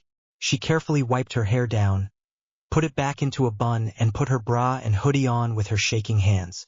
When she walked back out of the bathroom, she saw that the agent had called the director. He was standing by her vacant bed with her tote on it. Ivy frowned at him, but she walked over to her bag to grab her cell out. A message from her dad was there telling her to stay with the director. She gripped her cell tightly in her hand as the director went to a cabinet and pulled out a sling. She wordlessly took it from him. "I figured you didn't want to stay in here the whole time, so you can come with me to the main deck or we can lock you in your room." The director was staring at her. "Which will it be, Mississippi Stark?" Ivy glared at her cell as she said, "Main deck." The director nodded like he knew what she was going to say, and proceeded to help her into the sling. "Well, let's make our way there and I'll get someone to get you something to drink and eat." Ivy just nodded her head as she went through her tote to grab her Vans to slip on her bare feet. The agent that was in here said everybody left to go to New York. "Yes," he said, sounding slightly annoyed. "They figured out that Loki will be using Stark Tower. Your father went ahead of the others to see if he could stop it. Of course he did." Ivy felt fear grip her heart. The director turned to her. "Your father just left about 15 minutes ago. He didn't want to leave till he knew for sure that you were going to be okay and that we would keep you safe. Trust me when I say that he was difficult to get off this aircraft. He wouldn't leave till he had gotten a hold of your teacher and nurse, a Jennifer Wright." "What did she say?" Ivy probably knew what she had said, but she wanted to know what the director would tell her. She said that you would wake up when you were ready to, that you have used so much magic, and a lot of it in a short amount of time, that you were exhausted. The only thing we could do was let you sleep and make sure you ate when you woke up. The director opened the main deck door open for her. Ivy nodded to him, walking to the table where there was food waiting for her. Thank you, Director Fury. Ivy had eaten as much as she could given that the director had a couple of large monitors up showing the Avengers fighting in New York. Ivy had watched as S.H.I.E.L.D. got views of the fight from satellites and cameras around the city. That was about an hour ago, and now Ivy was watching in horror as her dad flew towards the portal with the nuclear missile. The whole deck was dead quiet and watching the monitors. Most people's heads turned around when her cell went off with her father's ringtone, an AC/DC song, and she immediately grabbed it and answered, "Daddy?" Even the director turned his head when he heard how small and broken her voice sounded. Ivy saw him press something on the control panel as she walked out of the room. "Hi, sweetie." He sounded slightly breathless as he said it. "Daddy, what are you doing?" she demanded. She heard a strange echo of the words, "Keeping you safe." She could hear static coming over the connection. "Daddy," she whispered. She slid to the floor next to the still open door and she realized that she could hear herself talking. "Please don't leave me alone, Daddy. You won't be alone, darling. You'll have Rhodey and Pepper to watch over you, and you have Blaze and Nurse Jenny. I'm positive that you'll have this group looking out for you too. I don't want Rhodey, Pepper, Blaze, Jenny, or anyone else. I want you. You're my dad." Ivy could feel her tears sliding down her face. "I love you, please don't do this. I love you so much, Ivy. It's because I love you so much that I'm going to end this. I couldn't have wished for a more beautiful, brilliant, wonderful daughter. Remember that I always love you." Ivy froze as she heard static come through the line. "Daddy?" she whispered. Hearing nothing come through the line, she lurched forward, making her throw out her arms to catch herself. She screamed as she threw her cell against the wall and her stitches reopened. "Close the portal." Ivy clutched her arm where her stitches were, panting as she stared in front of her. She couldn't think. She felt like she was suffocating where she was standing, and she felt her whole body shaking from pure exhaustion from the whole day and using her magic as she did. There was movement in the corner of her eye and she saw Agent Hill standing by the door, blocking other people from seeing her. Everything was quiet besides her heavy breathing. She moved closer to the door and consequently to Agent Hill, who turned to help her back in the room to have a seat. She was just sitting when she heard Roger's voice come through the communication link. "Sir, we see Iron Man now." He made it back through the portal. Her head snapped up to watch the monitor and of her dad free falling through the air. Her hope died just as it rose when she noticed he wasn't slowing down. She heard Thor mention the same thing before the Hulk tackled him out of the air. Ivy felt herself die a little bit more when they didn't confirm that he was alive. Ivy had watched in horror as her dad free fell, and now looked on in despair as the Hulk, Captain America, and Thor tried their best to make him start breathing again. Ivy knew in her heart that the phone call was the last time she would hear her dad talk to her.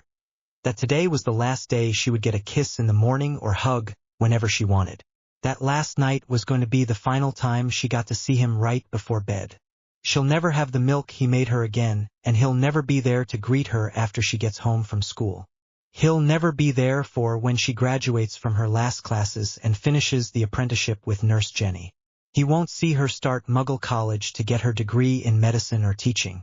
He wouldn't be there for a lot of her milestones, and that broke her heart even more. She understood that she would be in the great hands of Mr. Rhodey and Ms. Pepper, but they wouldn't fill in for her dad. Even Blaze and his mom, Candace, wouldn't compare. Ivy felt herself go cold, and she knew if she wasn't already sitting that she would have been on the ground from shock. She felt like she was going to throw up or pass out when Captain America confirmed that there wasn't a heartbeat. She didn't even feel her tears until Agent Hill gently set a box of tissues in front of her. Ivy ignored the box and buried her head into her arms, letting the hoodie soak the tears up. She couldn't hear anything over the roaring in her ears and her heartbeat, which was going a mile a minute. Ivy didn't know how long she sat there for. All she knew that it felt like forever before she heard a series of cracks, not unlike the sound of apparition. Ivy's head snapped up while everyone on the deck turned with their guns already up. Ivy could only look in disbelief as she stared at the people she never wanted to see again. There were a total of 3 gentlemen. In the front was an ancient old man who she knew was Albus Dumbledore, who had a long white beard and bright blue eyes behind thin wire frames. To the left of him was an old man but younger than Dumbledore, Alistair Moody, who was missing a leg, with a wooden one in place, and several scars. The one on the right Ivy had never met but knew from pictures, the one who was named her godfather and had been released from prison when she was 8. He had raven shoulder-length hair and gray eyes that held the same amount of shadows that her dad's eyes held when he thought she wasn't around. Was there something you needed, Lord Dumbledore? Ivy didn't take her eyes off them to look at the director. He obviously knew something of the magical world, and Dumbledore was a huge part in Europe. Nothing you can help me with, Director Fury. We just need Mississippi Potter. Dumbledore still sounded the same to Ivy, cold and fake polite. Ivy felt Agent Hill step closer to her, but Moody snapped his wand up and shot a spell at her, making her get out of the way and several gunshots to go off. The bullets came to a stop a couple of feet in front of the wizards. Ivy had ducked under the table she was sitting at. Stupid muggles. You think a gun is going to stop us? Moody growled to the room at large. No, we don't think guns are going to stop you, but we know it will detain you, the director calmly stated. I'm afraid, Lord Dumbledore, that I can't let you take Miss Stark. She is under my protection until her guardians get her, who are not you or your companions. The one on the right took a step forward. Well, you don't have to worry about that. I can take her since I'm her godfather. And you are? The director asked. Sirius Black. You are not my godfather. Ivy spoke up from her spot on the floor before she stood up. Of course I am, Ivy. Your mum and dad named me godfather when you were born. Sirius moved forward, smiling at her. Ivy stood her ground. She wasn't afraid of him. My godfather's name is James Rhodes. Not someone who doesn't even exist in the Muggle world. Sirius looked angry as he walked a little closer, ignoring Dumbledore's hand, which was trying to keep Sirius closer to himself and Moody. Your father, James Potter, was my best friend, and he named me your godfather. Who gives a damn about whether the Muggles think I exist or not? Ivy gave a small smirk. Lots of people in the Muggle care about me and will know that I'm not with my real godfather. He won't let me go with you without a fight. Sirius sneered. What is one Muggle going to do to me? We can make any Muggle forget about you. Ivy had just opened her mouth when she noticed Moody's wand arm snap up and shoot a spell at her. Ivy couldn't even get her magic to respond, and she didn't know how to defend herself without her wand. She was forced to watch the triumphant faces of the wizards as they shot spells at the S.H.I.E.L.D. agents, and the director getting hit with the worst spell that she had ever seen. The death spell. Ivy shot up and fell off of her bed. She quickly looked around to realize that she was in her room in Malibu, safe and sound with her dad and everyone downstairs. She looked at her clock, which read 1:07 a.m. Ivy walked towards her bedroom door. She wanted to make sure her dad was safe and sound. She'd had nightmares ever since the battle against Loki, which was 2 weeks ago. Every night she would go to bed and have the same bad dream without fail, and every night she would seek out her dad. It always happened, even though she felt safe and secure with everyone there. It was 5 days ago when the Avengers had come to live with them before the tower was redone. 5 days of living with Natasha Romanoff, Clint Barton, and Steve Rogers. Thor had left the day after the battle with Loki, and Bruce had come back with them when they left. Ivy knew that when they moved back into the tower in roughly mid-August that Phil Coulson was going to live with them and look after the Avengers. Ivy was just thankful that Steve and Bruce had been briefed about wizards, witches, and magic. She didn't think everyone would be able to live together if they didn't know about her and what she did every day. They would probably find the person-sized fireplace a little out of place also. It had been an hour after her dad was confirmed alive that Ivy had gotten to see Phil in the hospital. The director and Agent Hill had taken her to the same hospital that Phil was in to meet up with the Avengers. They were to have a full checkup and make sure things were all right. While waiting for them to come to the hospital, Ivy had sat in Phil's room watching over him. Phil was in critical condition and wasn't going to be out of it for a while, but they planned on a healthy and full recovery. The director had personally thanked her for saving Phil and offered her a job when she was done with school, which she said she would think about it. Ivy neglected to tell her father about that, and she had no intention of telling him. But every night the dreams would come, even though she and her dad had tried different things to make them go away. Warmed honey milk, her lavender bear, sleeping in the same room with her dad, even curled up with her dad, the rocking chair, sleeping pills prescribed from Dr. Allison. Ivy knew a sleeping potion would help, but she didn't want to take them if she didn't have to. She had read about how addicting they could become. Ivy knocked on her dad's door before opening it just enough to stick her head in. Not seeing him, she called for Jarvis to see where her dad was. He still hasn't come home from when he left with Dr. Banner, Jarvis said. Thank you, Jarvis. Ivy walked down to the kitchen, hoping that there was something to eat that was easy to make.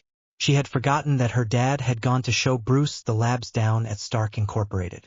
She didn't understand, considering the lab downstairs was better. Apparently her dad had the arc reactor, which was destroyed when she was 14, fixed and upgraded. She also didn't understand how someone could look around the labs and still be there even after 6 hours. Ivy didn't realize anyone was still up until she bumped into Steve when she walked into the kitchen. It had taken a day or so for Ivy to warm up to Steve. After all the fighting she saw between her dad and him, she didn't want any part of it. After being home alone with just him, she warmed up to him. She found out that he was a really nice guy who was willing to listen and help her with anything she needed. In return, she listened to him talk about how different things were from his time period to now.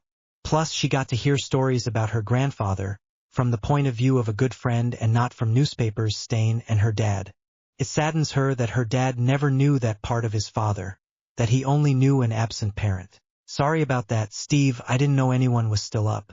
Ivy walked towards the fridge to pull out some cranberry juice and get a cup from the cabinet. No, it was my fault. I wasn't watching where I was going, Steve said, pulling out a pan and pot and putting them on the stove. He put water into the pot and turned it on. Ivy watched as she took a drink out of her cup before shoving the bottle back into the fridge. She kept the fridge door open but also opened the freezer and stood there, debating on what she wanted. She frowned. She didn't really want to make anything, feeling lazy but hungry. I'm making some mac and cheese with grilled cheeses. Want some? Steve offered from his spot in front of the counter, buttering the 4 pieces of bread in front of him. He already had the water heating up so the noodles could go in. Sure, thanks. Ivy moved closer to his spot till she was standing next to him. She noticed that he had 2 boxes of macaroni and cheese and she went to get another box. Thanks. He smiled at her and Ivy felt her heart beat a little faster and her cheeks warm up. How many grilled cheeses did you want? 2 if that's all right? Steve nodded while Ivy moved to get the plates and silverware. She set them by the stove. When the water was at the boiling point, Ivy added the 3 boxes while Steve started to make the grilled cheeses. After Steve had put the food on their plates, they moved to the living room and turned on the TV. Was there anything you wanted to watch? Ivy asked, flicking through channels just long enough to read the names of the shows. Not really, no. Steve took a bite out of his grilled cheese. Ivy nodded before settling on a documentary for the United States. It showed the most notable historic times, and Ivy thought it would be another good way for Steve to learn more about the decades he missed and the new period he was in now. Since Steve had gotten there and somehow managed to take out Jarvis by just touching the system, Ivy had taken it upon herself to slowly teach him how the technology in the house worked. She figured start off with what he was going to use before she taught him something else. Plus it got her dad off of Steve for a little bit. All they did was snip at each other, or rather, her dad said something rude and Steve just sniped back at him. Ivy was waiting for the 2 of them to start a physical fight. She and Clint had a bet running on how long it would take. She figured they wouldn't hit each other till after she started school in August, while Clint said before. By the time the show was over, both of them had finished their food and Ivy had rinsed everything and put it in the dishwasher. Ivy was dozing on one side of the couch while Steve was sitting on the other when the end credits came up. Do you want to watch another one? Ivy asked, already flipping through channels. Steve stretched from his spot before shaking his head. No, I think I'll actually go to bed now. How about you? Nah, I think I'll stay up a little bit longer. Ivy quickly found a cartoon for her age group. Steve grimaced when the show made a crude joke, but it made Ivy smile. He turned back to her. Did you have another nightmare? Ivy pursed her lips on hearing the question, but she did nod her head. They've come every night so far. Why not tonight? Sorry, I heard Stark talking with Bruce about it. Did you try exercising before you go to bed? Wear out the body and maybe you won't think about it. I did that yesterday. I spent time in the training room till I couldn't feel my limbs and I still had a nightmare. Ivy saw Steve frown. Have you talked about them? Like what happens in them? Ivy rolled her eyes at him. Of course I've talked about them. Told my dad, Bruce, Nurse Jenny, Dr. Allison, I even called Blaze to complain about them. They still come. Steve frowned even more. But have you talked about how you feel in them? Like how the dream makes you react? Ivy frowned before admitting. Not in detail. Steve nodded before sliding down the couch till he was next to her. Maybe if you just talked about that instead of what is actually happening, you'll be able to stop having them. Since when did you become a mind shrink? Ivy joked, feeling nervous. Nervous about having him sit so close and nervous about speaking of her dreams. Since I've had someone tell me the same thing. Ivy felt her breath catch. I'm sorry about that. Steve waved his hand. Shield figured I needed the help and I still accept it. I understand that I'm living in a different time and things have changed. Drastically too. Ivy nodded her head. When I first moved here my dad had me talk to someone too. Living here was totally different from living with my mom's family. It was a shock at first and my dad did everything he could to make it easier. I assumed that you lived with Stark your whole life. Ivy shook her head. Not for the first 6 years of my life. My mom died while giving birth to me and my adopted father died defending me from an intruder that came into our house about a week or so after I was born. My aunt always told me that my mom died because she had me and that my father killed himself because he couldn't stand the look of me. Ivy ignored Steve when he made a sound and wrapped one of his muscled arms around her thin shoulders. But she did lean into his side, resting her head on his shoulder. The minute my dad found out that that was what I was told, he did his own digging and found out that my father died protecting me from some crazy guy. Father had killed the other guy, but he died of his own injuries trying to get to a hospital with me. One of the neighbors found him passed out right by the gate of the house we were living in and called the police. My neighbor found my aunt and her family. I lived there for the next 6 years. My uncle hated me and the minute I was able to understand things he made me start chores while his son was able to play and eat as much as he wanted. I was forced to live in a cupboard and if I didn't finish my chores I was sent there without food. Ivy settled herself more firmly into Steve's side as she spoke, and he rubbed her arm lightly in a comforting gesture, making goosebumps appear. Then she continued. Things started to get worse when Dudley, my cousin, and I started primary school. I was doing better than Dudley and my aunt and uncle hated it. So my uncle started to give me more chores so I couldn't always get my homework done. But I learned quickly to do it straight away when it was given and I was still able to do better than Dudley. My uncle started to hit me after that happened. Then one day I was in class and Dudley was picking on me again. He figured if his father could do it then why couldn't he? And his parents encouraged it. I was feeling anxiety from everything and I changed my teacher's hair to blue. No one knew what happened but my cousin did since stuff like that happened around me a lot. I was a witchling and that's what happens when we're emotional. Just like the director said on the aircraft, sometimes we can't control what our magic does. But even more so when we're young or under emotional stress. That was the first night I got belted by my uncle. 6 hits for my age. It was also the first night my aunt showed concern for me.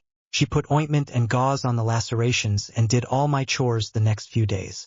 Ivy paused a moment to wipe her unshed tears with the sleeve of her nightshirt. She gave a watery smile when Ivory climbed into her lap and Steve silently handed her a handkerchief. She bunched it in her hand while her other hand settled into Ivory's fur. She bit her lip before she slowly started again, her eyes filling up with more tears. The second time I was belted was also the last time. Dudley had been chasing me with some of his friends and I knew if they caught me I would get hit, so I ran. While I was running I somehow apparat up onto the roof. My uncle had to leave work in the middle of the day and was forced to get me. When we had gotten home I thought he was going to kill me, but before he could belt me my aunt threw herself in between us. Uncle didn't like that one bit, and after throwing my aunt out of the way and hurting her arm, he belted me and carved "freak" into my lower back. He thought I had used my magic to change my aunt. It was about another month before my aunt got the courage to leave. Of course, this was after he hit me some more and hurt her arm again. She got Dudley and we left the country to come here. The minute we found my dad, she left, took Dudley and went to Australia. Not that we knew that right away. Ivy took a breath and wiped her eyes with the handkerchief before continuing. My dad is the best thing to happen to me, and while there have been some ups and downs, we got through them. My dad made sure that I got taken care of once the abuse was made known, and he made sure that my uncle was put behind bars. My aunt was also sent to jail, but she didn't have to stay long because of good behavior, and after taking a few years of therapy and classes on how to raise a child, Dudley was allowed to live with her again. She still gets routine calls from child services, but I haven't heard from her in a good 5 years. When she called to apologize and send my mum stuff, I still can't stand her, and the minute her caseworker called about her, I had a panic attack. But I can honestly say that she and her son are in the past. My dad made sure that I was protected from her. He saved me from her and her monster of a husband. I'll forever love him. He's my strength. Ivy smiled at the thought. He made sure that Sirius Black, the man who was named my godfather, couldn't get a hold of me once he was released from jail and tried to contact me. I have a new godfather and I love him. Not some man I've never met before. In my dream he appears, Black and he tries to take me away from the ones I love. He appears with Dumbledore, who has a lot power in Europe, and Moody, who used to be head of defense in Europe. The last two I met at the trials of my uncle and aunt. They tried to steal me away from my dad, but they didn't realize that he had friends in high places. My dream starts off with my dad falling out of the portal, but instead of living he dies. They show up in the middle of the aircraft and they shoot some spells and the agents retaliate with bullets, but in the end Moody hits me with a body-binding spell and I'm forced to watch them kill some of the agents, just because they were there. Black would tell me that he could make everyone I cared about forget about me, that I wouldn't exist for them, and I get so scared because I knew they have their hands on me and they can make people I love forget about me, and there is nothing I could do about it. They could make me forget about my loved ones. Make me forget about my dad, the one I love the most. I'm so terrified that they'll show up someday and take me away, even if I'm of age in the wizarding world. I would never be able to step foot on American ground. I'd be forced back to Europe and made to train to help them fight their own war against people that are long dead or in prison. Ivy by that point had tears running down her face, but she also felt relieved, like she had something to say but couldn't get across until now, and she felt so much lighter. Ivy felt Steve shift, and then she was pulled into his arms and sitting sideways in his lap, with Ivory jumping off her lap and next to them. She looked at him, startled, before laying her head on his shoulders and wrapping her arms around his neck. "You probably think I'm being childish," Ivy whispered into his neck. She sniffed, firstly to make sure her snot didn't get on him, and secondly so she could smell his scent, his shampoo and aftershave. She felt herself go slightly dizzy from the effects of sitting so close to him, but she felt disappointed that she would forever be a child in his eyes. Steve shook his head. "I don't think you're childish. I think you're a brave young woman who has faced tons of hurdles that most have not. That you are able to talk about it to someone you probably don't trust that much shows even more maturity than most people." Ivy leant back to look at Steve, using the handkerchief to wipe her eyes and nose. "I do trust you. Anyone who has access to a computer or has old newspapers and magazines knows about my past. Not in detail, but they know I've been abused. When my dad felt that I was ready and he had the okay from my therapist, we set up for an interview. Everyone wanted to know why my dad had gone to court with my relatives, and they finally had the answer. That just proves that you are a mature young woman. Not childish," Steve said, shifting on the couch to get comfortable with her still in his arms. "Thank you, Steve, for letting me talk." Ivy put her head over his heart and let her eyes shut. "You can come to me for anything, Ivy," Steve said quietly. "But I have one question for you." "Shoot. What in God's name is on the television?" Ivy gave a small laugh. "It's called Robot Chicken. It does skits of shows and movies of this period and sometimes of things from history," she explained before calling to Jarvis to turn it off. Ivy drifted off to sleep with a smile on her face, and she didn't have a nightmare that night.